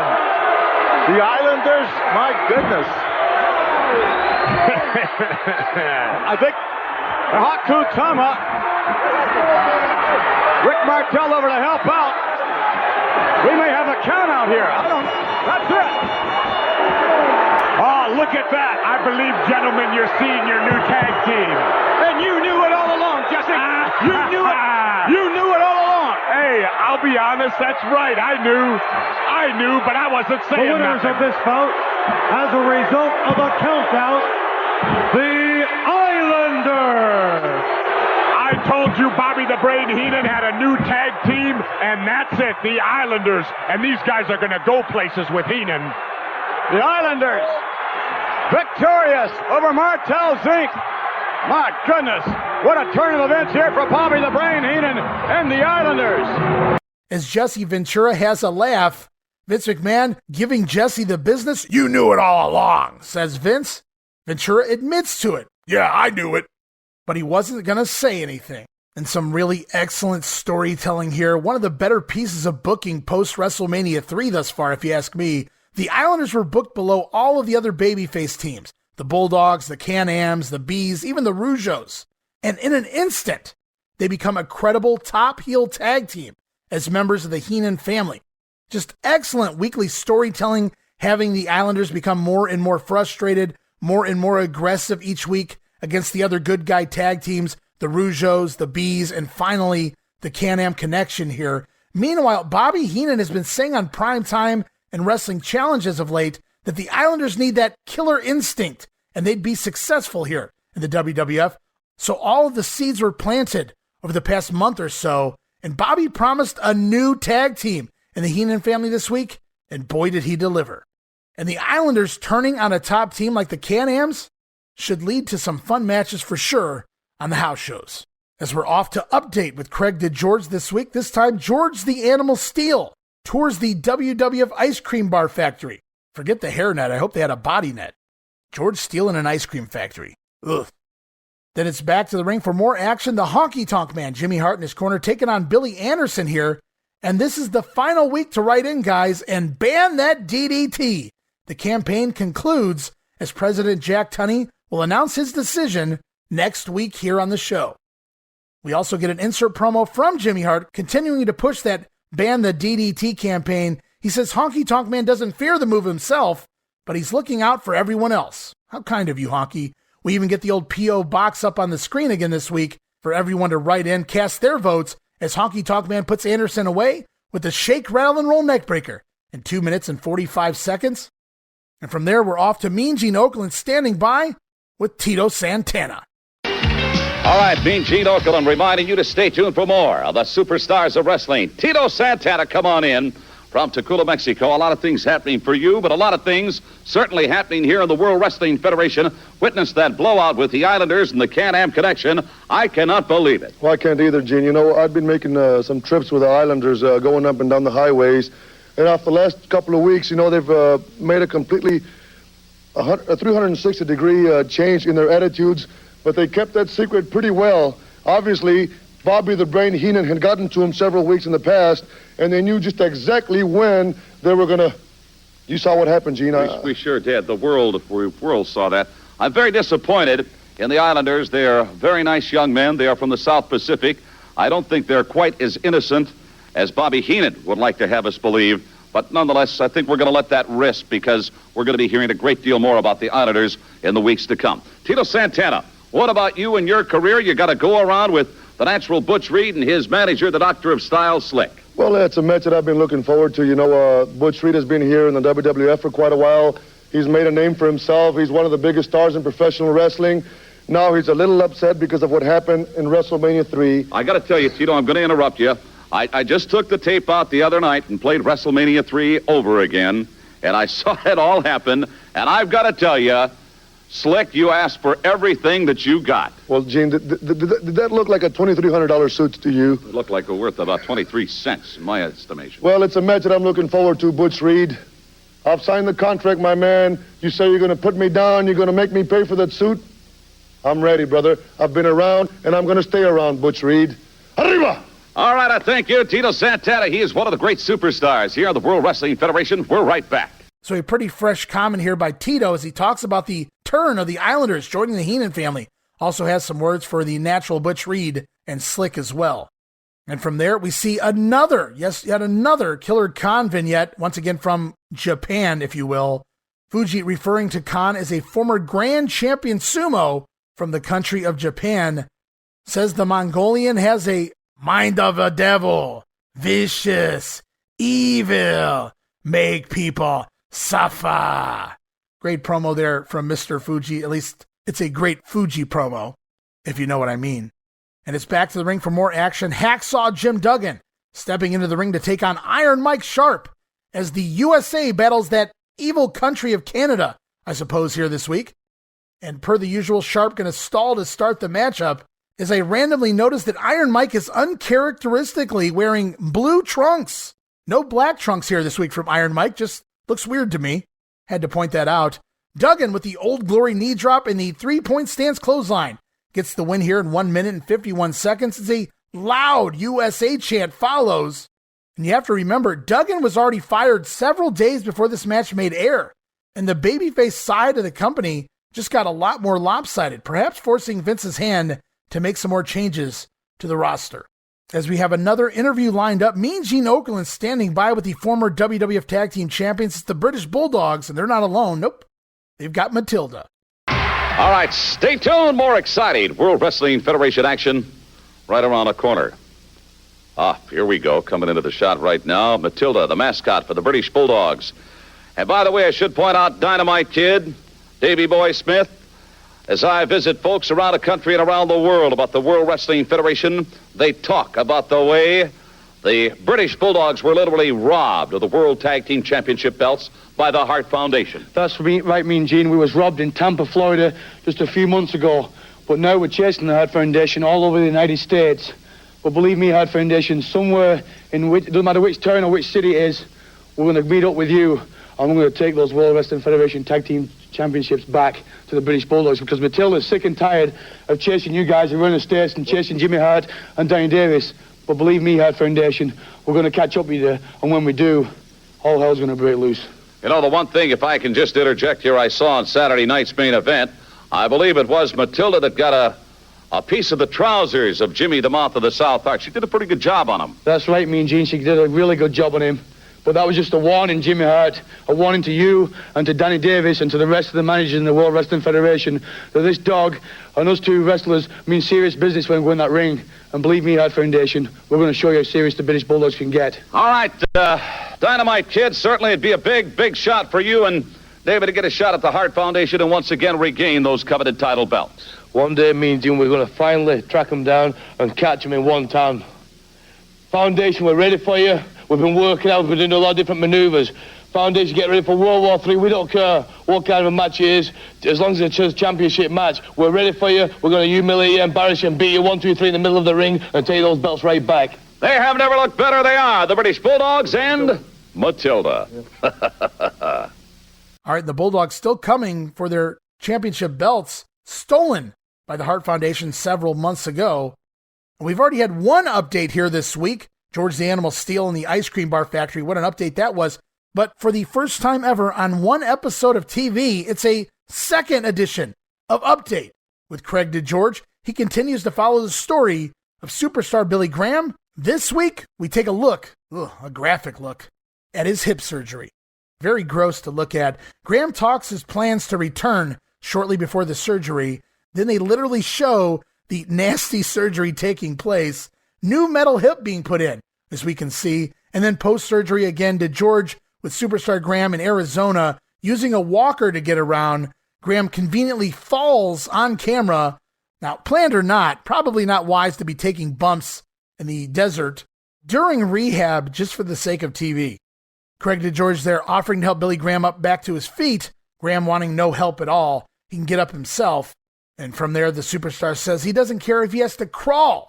He's going to get back to the top of the WWF. And then from there, we even see Billy Graham back in the gym, pushing himself, determined to make that comeback.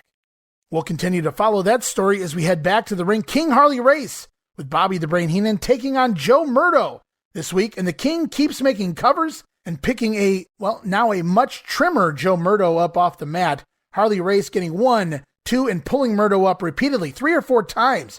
Never disqualified here. And finally, it's a belly-to-belly suplex and the cradle suplex. No bridge. Harley Race going to pick up the win 1 minute and 50 seconds as we're off to another edition of the Snake Pit. Jake Roberts' guest this week, the Doctor of Style Slick, and his newest protege, the One Man Gang.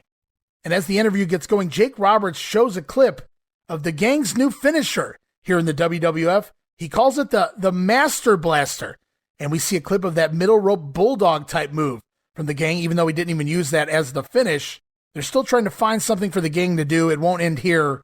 Don't get used to it, guys. And I had to note here, as One Man Gang standing next to Slick, Gang, one of the few charges of the Slickster that are actually taller than the Doctor of Style. And here in the interview, Gang says he will take no prisoners on his way to that WWF Championship worn by Hulk Hogan. Gang says he's going to give Hogan that Master Blaster off the top rope and take his title. From there, we're treated to a replay from Superstars of the Beefcake versus Dino Bravo match with Greg Valentine interfering, the Rougeos making the save, and then it's off to our second Outlaw Ron Bass promo in as many weeks. Outlaw Ron Bass once again showing off his brand new shiny branding iron. It's roundup time here in the WWF. Then to the ring for more action, Intercontinental Champion Ricky the Dragon Steamboat taking on Dusty Wolf, as we get an insert promo here from Dangerous Danny Davis. He too wants an Intercontinental title shot, as Vince McMahon and Bruno Sammartino think Davis is being ridiculous to request a title match. But remember, Steamboat says he's a fighting champion, open contracts. I would state that Dangerous Danny is wise to request a title shot if Steamboat's just handed him out. And as the match gets going, Steamboat working the arm of Wolf, but Dusty comes back with a little offense for himself, including a nice-looking gut buster. Gets him a 2 count.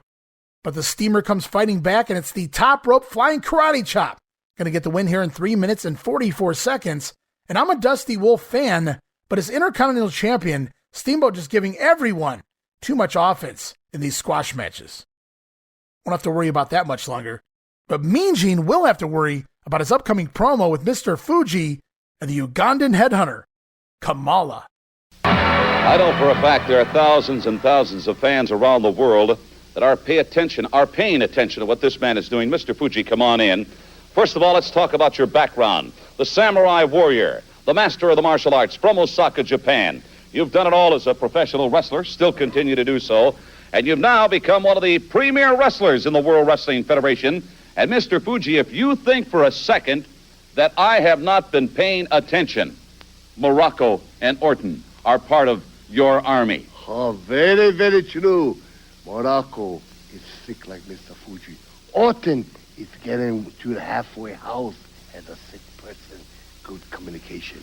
Also, demolition, axe, and smash. What did you pull? Was that a coup? Oh, axe and smash. Very good. Because they have mind-to-mind communication like Mr. Fuji, and they want to make people suffer. You see all that spike? Every day they go training, hitting till blood come out of each other's chest. Oh, that's sick. That's sick. Thank you. What about Killer Khan, this latest acquisition of yours? Where did you pick this guy up at? Mongolia. Mongolia. Killer Khan is also a sumo champion of Japan, grand champion. And he is very good. Strong leg, strong body, strong mind, and ugly face. Does he still wear the sumo outfit periodically? Yes, I will have surprise the American people very soon on Khan-san. All right. What about the rest of your entourage? Oh, they're starting to filter into our studio this week. Oh, my goodness, I can't believe Let it. me tell you, I have tag team, lot of tag teams, 3 tag team. Now I have Kamala and Sika and Kimchi. Remember these, Mean Gene. Mr. Fuji, not once, not twice, not 3, but 6-time WWF Tag Team Champion. I'm aware of that. Mr. Fuji, just for the benefit of some of those, a rare few in this great country, perhaps I could prevail upon you to speak a little Japanese when you talk about these men. Let me tell you, I'll be very honored to speak Japanese, but now it's lunchtime. Japanese people all go out to eat lunch, so nobody watching television. So sorry. So I must talk about Kamala and Sika. Kamala want to eat. Kamala, every time you talk about food, he's hungry. Sika, every time you talk about seafood, he gets more hungry for crab. But he loves seafood. And now, Kimchi, you tell him he will have food. You speaking. Promise him that he'll have food, pal, please. Oh, sooner or later, we'll get him to a restaurant. Thank you very much, Mr. Fuji. Kimchi, Kamala Sika, thank you very much, really. Fuji asked to speak Japanese here, but just not enough time. So sorry. Fuji running down his entire stable. Very impressive. Kamala, Sika, Orton, Morocco, Demolition, and of course Killer Khan. 7 men now under the tutelage of one Mr. Fuji. And that'll wrap up this week's edition of Superstars. Solid show this week, I thought. Ban the DDT campaign pushed hard before the decision is announced next week by Jack Tunney. The one-man gang arrives. We get to hear from him, and it looks like the superstar Billy Graham is on his way back to the WWF ring. Now, the kid in me back in 1987 thinks the superstar will be good as new, but the adult in me knows better. So we got all of that. But the Islanders' heel turn and joining Bobby Heenan was easily the biggest piece of business coming out of this episode of Superstars. Really good stuff right at the top of the show. The Islanders, the latest men to enter the Heenan family. And once again, before we head off to our next program of Wrestling Challenge, it's the World Wrestling Federation on tour. It's the World Wrestling Federation on tour, coming to these great areas and facilities with action. Tuesday, June 9th, San Francisco, California, the Cow Palace. Brutus Beefcake among those in San Francisco. Tuesday, June 9th, Salisbury, Maryland, Wycomico Youth and Civic Center. You'll see the Can-Am Connection among those in Salisbury. Monday, June 8th, Fresno, California, Fresno Convention Center, Salons Arena. Hercules and Johnny Diaz on the card in Fresno. Sunday, June 7th, Houston, Texas, Sam Houston Coliseum among those on the card, the one-man gang and Hacksaw Jim Duggan. Sunday, June 7th, Sacramento, California, Arco Arena. Danny Davis sees action in Sacramento. Saturday, June 6th, Landover, Maryland, the Capitol Center. You'll see Macho Man Randy Savage in Landover. Saturday, June 6th, Tulsa, Oklahoma, Expo Square. Jake the Snake Roberts among those on the card in Tulsa. It's the World Wrestling Federation. Be a part of it when it comes to your area. The WWF on tour. Be a part of it when it comes to your area, guys. And we're off to Wrestling Challenge for May the 31st, the final day of May here. Tape back May 13th, San Diego, California Sports Arena, and dig that Spirit of 76 ball spinning at the top of the arena. Really cool sight there. I miss the old Spirit of 76 gas stations. We don't have them around here anymore. I'm not sure if they still exist in other places. But I used to love that sign when I was a kid. And love that jingle, too. The Spirit of 76. And here we are with Wrestling Challenge. Gorilla Monsoon and Bobby Heenan on commentary, off to the ring for the Birdman. Coco Beware taking on Dusty Wolf. Dusty Wolf closing Superstars, opening Wrestling Challenge. So back-to-back matches here with Wolf. Let's see how he fares. And Bobby right away comparing Frankie the Bird's beak to Bruno Sammartino's schnoz. And it's quick action this week from the Birdman. Missile drop kick and the Ghostbuster. Going to pick up the quick win in 2 minutes and 33 seconds over one Dusty Wolf. And we're off to Wrestler's Rebuttal with Craig DeGeorge. He's standing by with Jake the Snake Roberts. Next week, Jack Tunney will decide if the DDT will be banned from the WWF. And Jake the Snake shares his thoughts on the matter. He says Tunney can do what he wants, and Jake admits that the move is cruel, but fair. Then back to the ring for more action. The one-man gang with Slick in his corner taking on Mario Mancini as we get another insert promo from the gang and Slick. Gang vowing to take out everyone on his way to the top. Then on commentary, Bobby Heenan putting over the gang, being from Halsted Street in Chicago, the baddest part of town, to be exact. Bobby Heenan should know. Worked quite a bit there in the Chicago territory early in his career. Then back to the ring, the one-man gang attacking poor Mario Mancini, choking him out with his jean vest, and then the gang climbing up to the middle rope, jumping off with that driving bulldog of sorts, that master blaster, if you will. But somehow, that's still not the finish. The gang goes up again to the middle rope, and a nasty elbow drop off the ropes to the back of Mario's head. Oh my gosh. The gang going to score the win, 2 minutes and 3 seconds. And those are some nasty and impressive finishing moves there by the gang, but he does need some time getting up there onto that middle rope, sitting on that top rope, and it's just not quite quick enough to go into for a finish, in my opinion anyway. Though I love that flying elbow. It looks nasty. I'm still trying to figure out why the Bulldog is called the Master Blaster if Gang keeps using the elbow for the win. I won't think too hard on that. It's all going to be removed from his repertoire before too long, and he'll be gifted a new finisher. But we'll talk about that in the weeks to come. For now, it's me, Gene Okerlund, standing by with George the Animal Steele.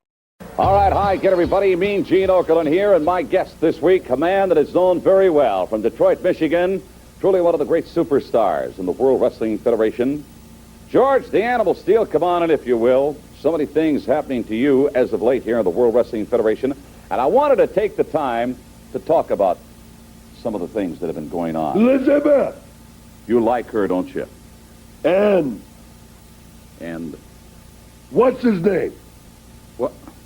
Macho Man Randy Savage. That's it. You like Elizabeth, don't you, George?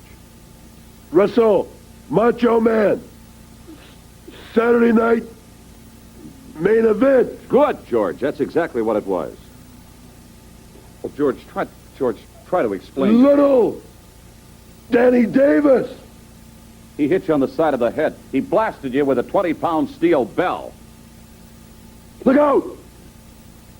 Davis! That name rings a bell, doesn't it, George? Danny Davis. He's not up there. You can trust, George, you can trust me. If there's anybody in this world you can trust, it's me. Pal. Nice. George, don't kill a good thing. Davis! Downski. Thanks, George. Bye-bye. All right, and I suppose the less said about that, the better. Then from there on Wrestling Challenge, we go back in time. We see feud highlights of the Ken Patera-Bobby Heenan family storyline going on. And then it's to the ring for Ken Patera taking on Tim Patterson. And to my surprise, Bobby Heenan remains on commentary, stays at his desk. He doesn't run away here as Patera makes his way down. But we find out it winds up being for good reason as they use this match to continue to sell the feud. Kenny continuously pointing at Heenan before the matchup and taunting him as he beats down poor Patterson here throughout the match. And it actually draws pops from the fans since Bobby Heenan is out there to sell it from the announce booth. Also during the match, we get an insert promo from Ken Patera. He says the entire Heenan family will go down. Midway through the matchup, Tim Patterson comically flexes and wants a test of strength with Ken Patera, which Patterson loses immediately. Then on commentary, Bobby Heenan selling Patera's crazy eyes and his violent animal instincts. Bobby doing everything he can to get Patera over and get the storyline over, but as you watch the action, Ken Patera here, his offense is just absolutely awful. From his arm drags to his suplex here, but I still love that jerk body slam, that body slam toss where he throws the guy like 12 feet across the ring, and then he locks in the finisher here on Patterson, the bear hug, going to get the win in 2 minutes and 42 seconds. Ken Patera picks up another one as Bobby Heenan sells it from the commentary desk. Well, here's a rare one for us. Mean Gene Okerlund queued up another promo here. This time it's with the ladies world champion. Mean Gene talking to the fabulous Moolah. All right, Mean Gene Okerlund here. And this week, special guest, I have got to give this lady all the credit in the world. She has done something that no other has done. She has held the World Wrestling Federation ladies title longer than any other. She is legendary. Fabulous Moolah, come on in from Columbia, South Carolina, and welcome to Wrestling Challenge. Let's see that belt. Can we get a shot of that belt? That is absolutely, that's the goal. That's what it's all about, Moolah. That's what it's all about, the Moolah. That's the money. That's right. That's a beautiful belt. Thank Now, you. I wonder if we can talk about some of the top contenders in the World Wrestling Federation today. Who are some of the gals that you consider the best that this great sport has to offer?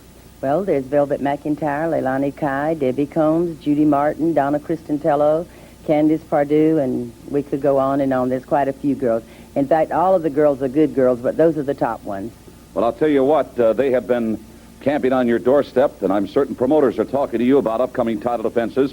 There is word circulating, Moolah, and I know it could be very delicate, very sensitive, but I'm very curious. Some have said that you may retire. Is there any truth to that rumor?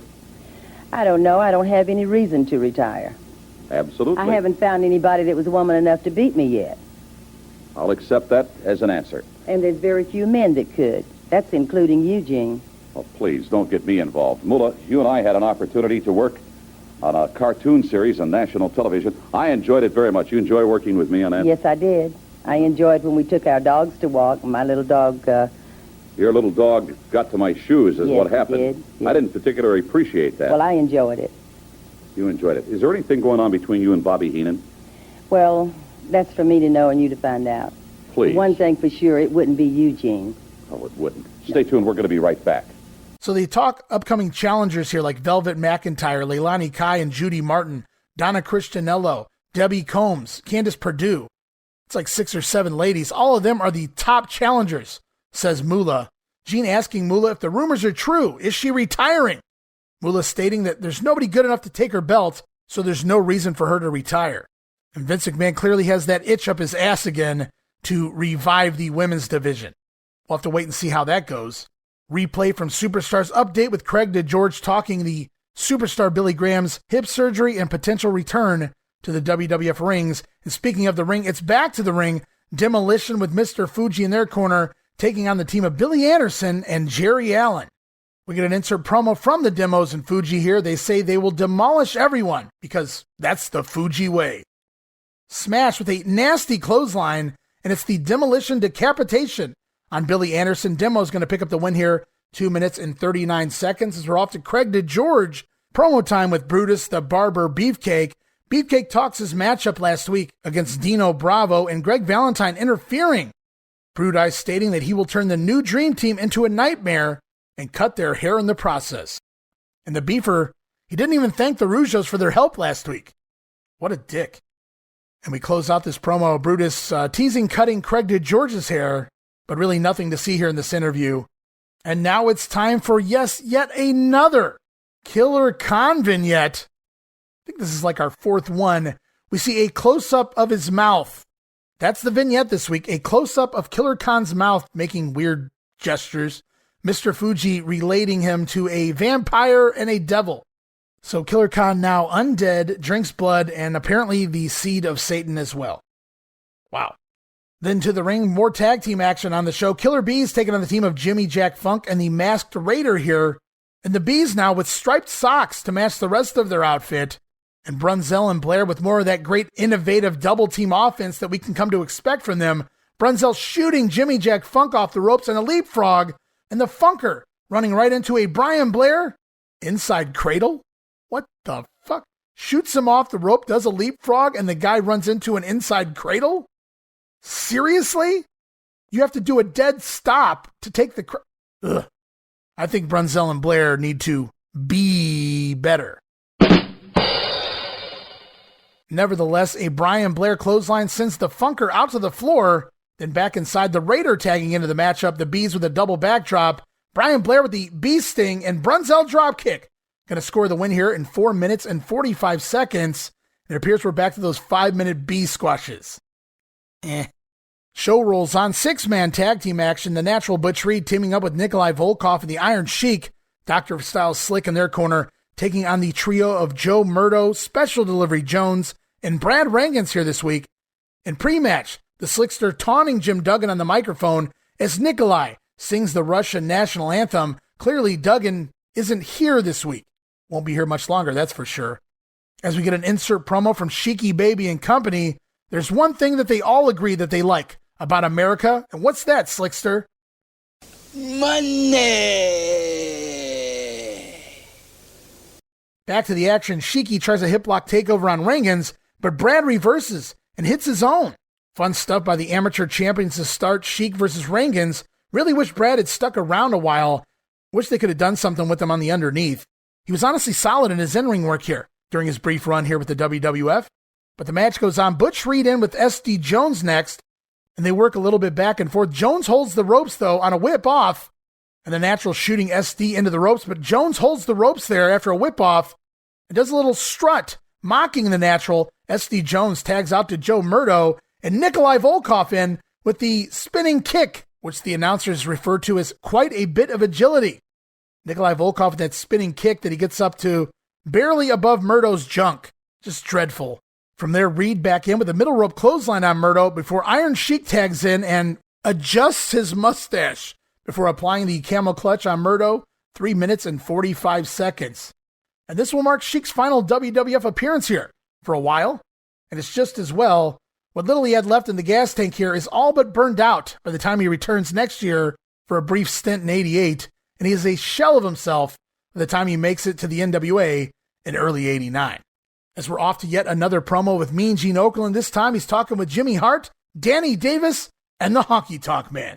All right, I want to bring in a big part of the Hart Foundation. Actually, it's the Jimmy Hart family and friends. Jimmy Hart, you are on a roll right now in the World Wrestling Federation. You've got the tag team champions of the world, Bret the Hitman Hart and Jim the Anvil Neidhart. You know, they say when you're on top, you got to let it rock, and that's exactly what the Foundation's doing. Dangerous Danny Davis, the Honky Tonk Man, and the world champions, the Hart Foundation, baby. You know, Danny Davis, I want to quiz you regarding an incident that took place in front of a national television audience recently on Saturday night's main event, to be specific. You blasted George the Animal Steel. You came out of nowhere and blasted him in the side of the head with a 20-pound steel belt. Don't deny it. I'm going to deny that accusation. That's not what happened. You just are going to just come right out and say I didn't do it? I didn't do it. I've got the videotape. I know better. I think you're wrong. You always come out here, you always accuse someone in the Hart Foundation of stealing or doing something wrong in the ring. Who did I say stole anything in the Hart Foundation? I didn't say that. You've referred to the Hart Foundation in many different ways. I resent it. Jimmy Hart resents it. Honky Tonk resents it. And the Hart Foundation resents it. The only thing that I said recently was that when you were a referee, I got the feeling you might have been doing business. When I was a referee, I was the best referee there was. And now that I'm a wrestler, I'm going to be the best wrestler there can be. You were the best referee there ever was in the world. That's right. That's why you got fired, right? Once you're making sense. All right. Enough is enough. Thank you. Honky Tonk, welcome once again. You got to tune that guitar up sooner or later, That's pal. what I was trying to do, and you was pecking me on the shoulder and was messing my song all up.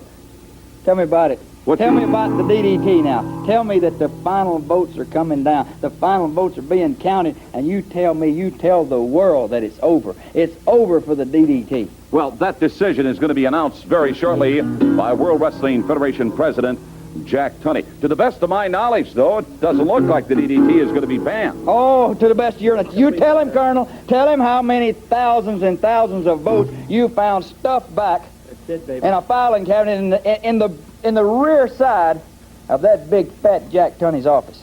Yeah, that's what's been happening to the votes. But we've got to the bottom of it now. And I know that my friends, and I know that all of my fans are people that love the Honky Tonk Man. And thank you very much, ladies and gentlemen. Thank you very much for writing in. Thank you for calling in. And please keep the cards and letters coming because the final days are coming. The final day, the final countdown. To ban the DDT. It's all over. I know it's going to be over because those hundreds of thousands of cards and letters we found in the back room will be counted.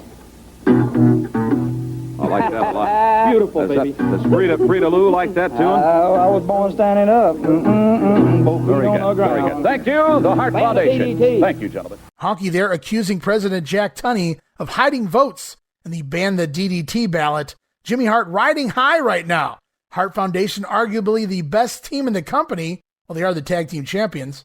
Meanwhile, Honky Tonk Man and Danny Davis both getting over as shit as heels right now. And we all know what Honky Tonk Man is about to do. So Jimmy Hart doing well as a manager here in 1987. And that'll conclude this edition of Wrestling Challenge. Not a whole lot here this week. Patera looks absolutely awful in the ring, but Bobby Heenan got him over here. I don't know how long that can go on. One Man Gang made his in-ring debut for Challenge, and that nasty elbow, always cool to see. And then the second half of the show, though, felt like filler with the Bees, the six-man tag, with all the Slick's guys. And with the Iron Sheik on the way out, Slick very lucky that the One Man Gang has just arrived. And that'll wrap up this edition of Wrestling Challenge and the month of May, but we have a special bonus here this week. We're going to start off the month of June here, at least the first day of June, June 1st, 1987. Going to go back to Primetime Wrestling yet again here this week. Before we close out this edition of The Grenade, hosted by Gorilla Monsoon and Bobby the Brain Heenan. But Heenan, he's not alone this week. Nope. As promised, he's brought along his attorney at law, Lance Wilshire. I'm Gorilla Monsoon. And I'm your host, Bobby the Brain Heenan, and my attorney, the Honorable Lance Wilshire. Right, Bobby, baby. Listen, Brain. I'm going to go on record right now before this program even gets started. Even though it's a holiday weekend, I'm in the holiday spirit and everything, I want to lay the cards on the table. I don't appreciate for one moment you and this ambulance chaser over here questioning my integrity on my program. And if you guys get out of hand within this 2-hour period, your history, both of you, Keep you'll talking, both be Mr. wearing a neck Monsoon. collar. It'll all come out in court. And I also have another big surprise to lay on everybody. Oh, I'm not going to show you. It'll be coming up a little later on in the program. Has nothing to do with you or my attorney or anybody else. Lance. It's another, I know his name, Mr. Wilshire to you. Mr. Wilshire. You tell him, Bobby, and we may have a little case against the editor of this so-called magazine. Please. Notice how small my client's picture is? We'll take that up later. We're also going to continue with our special report on the superstar Billy Graham. In fact, we're going to see some very vivid scenes of the operation that Superstar underwent, and I must warn you all out there at this particular point in time that if you're a little bit squeamish or you've got some youngsters, this particular piece of footage is very specific and a little bit on the gory side, so just a fair warning to all of you about that. And Lance Wilshire has arrived. Going to stick around for the duration here on this edition of Primetime Wrestling. Going to make notes of everything that Gorilla Monsoon says negatively about Bobby Heenan. Going to sue the WWF, going to sue Gorilla Monsoon, or at least that's the idea heading into this episode. And as the show continues on, we see the matchup between the Islanders and the Can-Am Connection. Bobby Heenan having a good laugh about the Islanders' heel turn as we get more also from Lance Wilshire. You're disgusting. Why can't you ever do anything up front, straight, like a legitimate person? Why do you always have to do things behind people's back? Then you wonder why I get on your case all the time. I don't have to worry about you getting on my case anymore. Let him talk, Bobby, baby. If I ever heard anybody using anything that we can use against him, that's that big galoot in the corner. Let him talk, Bobby. Very familiar to me. See, now that I've got... I'll never forget. You know, now that I've got my new tag team with me, there's a lot of things going down for Mr. Patera and everybody else. The family is growing constantly. You guys can't outsmart me. My attorney, I know my that brains. face. I've seen that face before. And you're going to see it again. Not in Beverly Hills. Bobby, you're going to see it again in court. So enjoy yourself. Talk to him, Bobby. Let him dig his own grave. Before the program is over, I'll come up with a name to match that particular kisser there. Get on to something else. Handle the show for a minute. I'm going to relax. I handle the show every week because you're incompetent. That's another one for our camp. Mark that one down. I've got it, Bobby, baby. Incompetent, he knows the word because he uses it. Capital letters. That's E-N. Careful that ash there. You imagine what I have to go through, folks. I have to deal with not only this individual, but that other piece of stuff sitting over there. And again, great actor here, whoever's portraying Lance Wilshire, probably doesn't know a damn thing about professional wrestling or the WWF, or at least very little. And he just fits in so well. He does his character so well that you can't really notice it here. And he's having some fun. You spell incompetent, E-N. No, you're already wrong. That's the point. Gorilla Monsoon realizing he has his hands full this week, but he claims he recognizes Wilshire from somewhere, and it is in Beverly Hills. Gorilla Monsoon obviously recognizes this man portraying the Lance Wilshire character, having some fun there, but he can't pinpoint exactly who he is at this point in time. And as the show goes on, we get about an hour and 40 minutes into the program. We're coming out of a Ron Bass squash, and Gorilla Monsoon finally has enough of Bobby Heenan's attorney. Outlaw Ron Bass having his own way with Jesse Cortez. I certainly would like to see him in there with a little... What is it with you two? What a wonderful client, Bobby, baby. You're all peaches and cream. What an attorney I got. Go ahead. You know something? Don't forget, Brain, that a pat on the back is only about 18 inches away from a kick in the behind. Keep talking, Mr. Monsoon. You'll have it all come back to you under the judicial system of California. Please. This is not California. I can tell. Understand that you've been barred in a number of states already. Where's the sun? Hear that? We got him, baby. Don't worry about it. It's you a were piece barred. of cake. You guys are going to force me to You should see his law offices. You're going to force me to play my hand, Brain. Hey, I'm dealing. You're dealing, huh? I'll let you deal. Keep it up. Keep it up. You should see his law offices. All wood. I understand he operates out of a Pinto. Listen, honey, baby, don't worry. A Pinto? Yeah, Pinto. We got a Pinto. Still looks like our feature. In fact, we'll be right back. I'm gonna nail him. Featured time coming up here this week on Primetime Wrestling. World's heavyweight champion Hulk Hogan against the ace, Cowboy Bob Orton. All down is black and white. I'm going to own the magazine, too, he tells me. That's it. Would you pass me the phone, please? Sure. I've had it. Call the unemployment office. You're right, you've had it. You got it. Entertain the people for a while. Don't worry. You people, hold on. I'll let you listen in if you like. We'll get the editor on this thing and nail him, too. All these things, they constitute. Now, I just don't want to own that rag. And I just don't only want to be a host here and sit here. I want some City cash. Hall, please. Is there a chance of getting some good cash? Absolutely. Frank Talent? 6 fingers? Well, yes. we'll work it out. Frank, I need Just to speak leave it to the me. big guy. Leave it to your friend Lance. Yeah, I'm having some Best problems lawyer down in there. But hey, you haven't let me down yet. He will? You know, this guy, we maybe could use him in Beverly Hills. Okay, yeah, I Take should him to be the home club. about 9 o'clock. Have him give me a call at home. Wait give him a table? tour. Terrific. Tour of the Thanks very club. much. Okay, talk to you soon. Bye-bye. Good night. Good night. You're leaving? Yeah, you guys are all done. Who are you talking to? The big guy. You're talking to the big guy. Yeah, former police chief of police of Philadelphia, former mayor of Philadelphia, Frank Rizzo. Rizzo! He's going to meet me down at my house tonight, and we'll straighten this whole thing out. Lance! Lance! Come here! Obviously, Come here! you're going to have a lot of trouble. Feature match Wait a minute. coming How up. much time do we have here? We don't have any time. We're going to our Wait a feature minute. match right now, regardless what you or the shyster wants to talk Wait about. a minute here. World's heavyweight Don't wrap me champion, up here Hulk for a Hogan. minute. Roll it, please. Somebody. The old line, the pat on the back 18 inches away from the kick in the ass, or something along those lines. And Gorilla Monsoon having words with Lance Wilshire there. He's going to be forced to play his hand. And as we come back from break there, Gorilla Monsoon finally has enough. He's going to make a phone call to the former mayor of Philly and the former police chief, or is that chief of police, Frank Rizzo. Wilshire hears the name Rizzo, and he's gone. As the final 20 minutes of prime time concludes, we see the replay of the WWF champion Hulk Hogan versus Bob Orton match from Superstars, and it appears Bobby Heenan's attempt at suing Gorilla Monsoon has went awry. And we get a few matches, primetime exclusives here as far as I'm concerned, unless you live down in the Houston area. A couple matches recently at the very first WWF Paul Bosch joint show at the Sam Houston Coliseum saw Jim Powers and Paul Roma over the Shadows, as well as WWF champion Fabulous Moolah pinning Angie Manelli. Both matches taped back May 16th at the Sam Houston Coliseum. Also on this edition of Primetime Wrestling, Primetime exclusive, taped back May 13th in San Diego at the Sports Arena, we saw Outlaw Ron Bass scoring a win over Jesse Cortez. And with Blackjack Mulligan gone, Bass no longer using that back elbow to mock Mulligan, instead reverting back to his pedigree type maneuver. Remember, it's basically Triple H's finisher, but without the double underhook. Just kind of drives the guy down. Seems kind of dangerous for the neck, but it is what it is. Ron Bass going to score a win here on Primetime. And that's going to wrap up all of the TV for May of 1987, as well as June the 1st. Hope you guys enjoyed another fun one here this week. Again, I was a little under the weather. Had to do a few pauses, had to do a couple takes, had to take a few sips of water, no doubt. But we got it done. And hopefully by next time, I'll be coasting through this thing. And of course, we will lose Duggan and the Sheik, but the Islanders go heel. The one-man gang arrives, and a whole lot more coming in the month of June.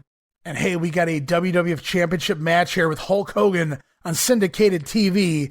I'm going to go out on a limb and say it's probably the only Hulk Hogan match I'll be covering here on basic television here in 1987. All right, and that's going to wrap up this edition of The Grenade. Next time, we'll be back with June 1987 of the World Wrestling Federation. Going to look into the June news as well as house show results as we talk the arrest and subsequent firing of Hacksaw Jim Duggan and the Iron Sheik from the World Wrestling Federation.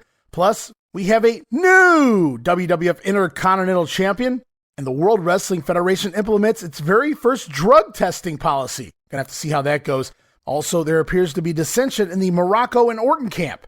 Plus, the Rockers arrive and then depart. JYD, Junkyard Dog, makes his return, and the legend of Haku grows when he rips another wrestler's eyeball out. You'll find out who next week, and I'll be doing a deep dive into the Rougeau's new Dream Team feud. And I know what you guys are thinking. Don't groan.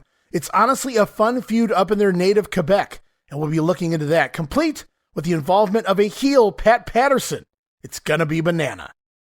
All of that, plus we'll look through the June house show results, and of course, sound bites galore, coming next week as part of the June 1987 edition of The Grenade. Promotional consideration paid for by the following. You can make or take calls anywhere in your home or yard with this Craco cordless telephone featuring automatic redial from Craco. Hey guys, just want to thank you one final time here this week for listening to yet another edition of The Grenade. It sucked being down for a week, but I'm back up and running. Hopefully by this time next week, I'll be back to 100%. But until then, guys, I just want to thank you so much for your loyal support. You continue listening to the show each and every week. I appreciate all your support on social media. And speaking of social media, just a reminder, you can follow me, Ray Russell, and the WrestleCopia Podcast Network, including this show here, the Wrestling Memory Grenade. You can follow us on Twitter at Wrestling Grenade. That's at RASSLIN Grenade. Also, follow and like us at Facebook.com/Wrestling Grenade. And of course, you can always check out my latest videos, YouTube.com/Wrestling Grenade. Give it a subscribe if you have the time. And last but not least, don't forget the WrestleCopia Patreon account over at Patreon.com/WrestleCopia.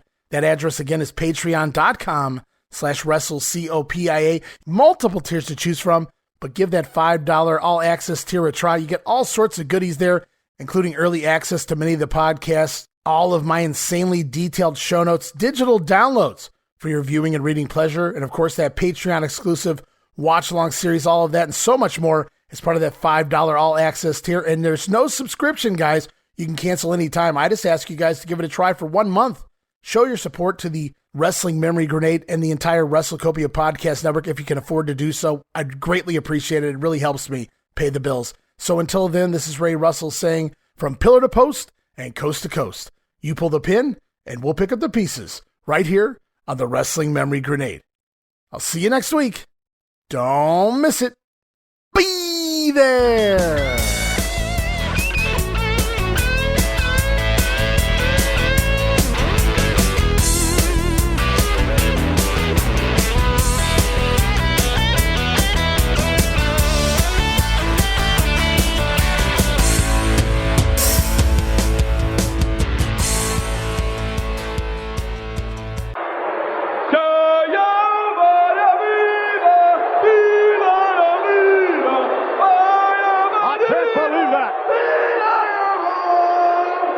Give me a break. That's right. I told him not to touch that midget. You never touch a midget. You never know where they've been. You're disgusting. You're completely disgusting.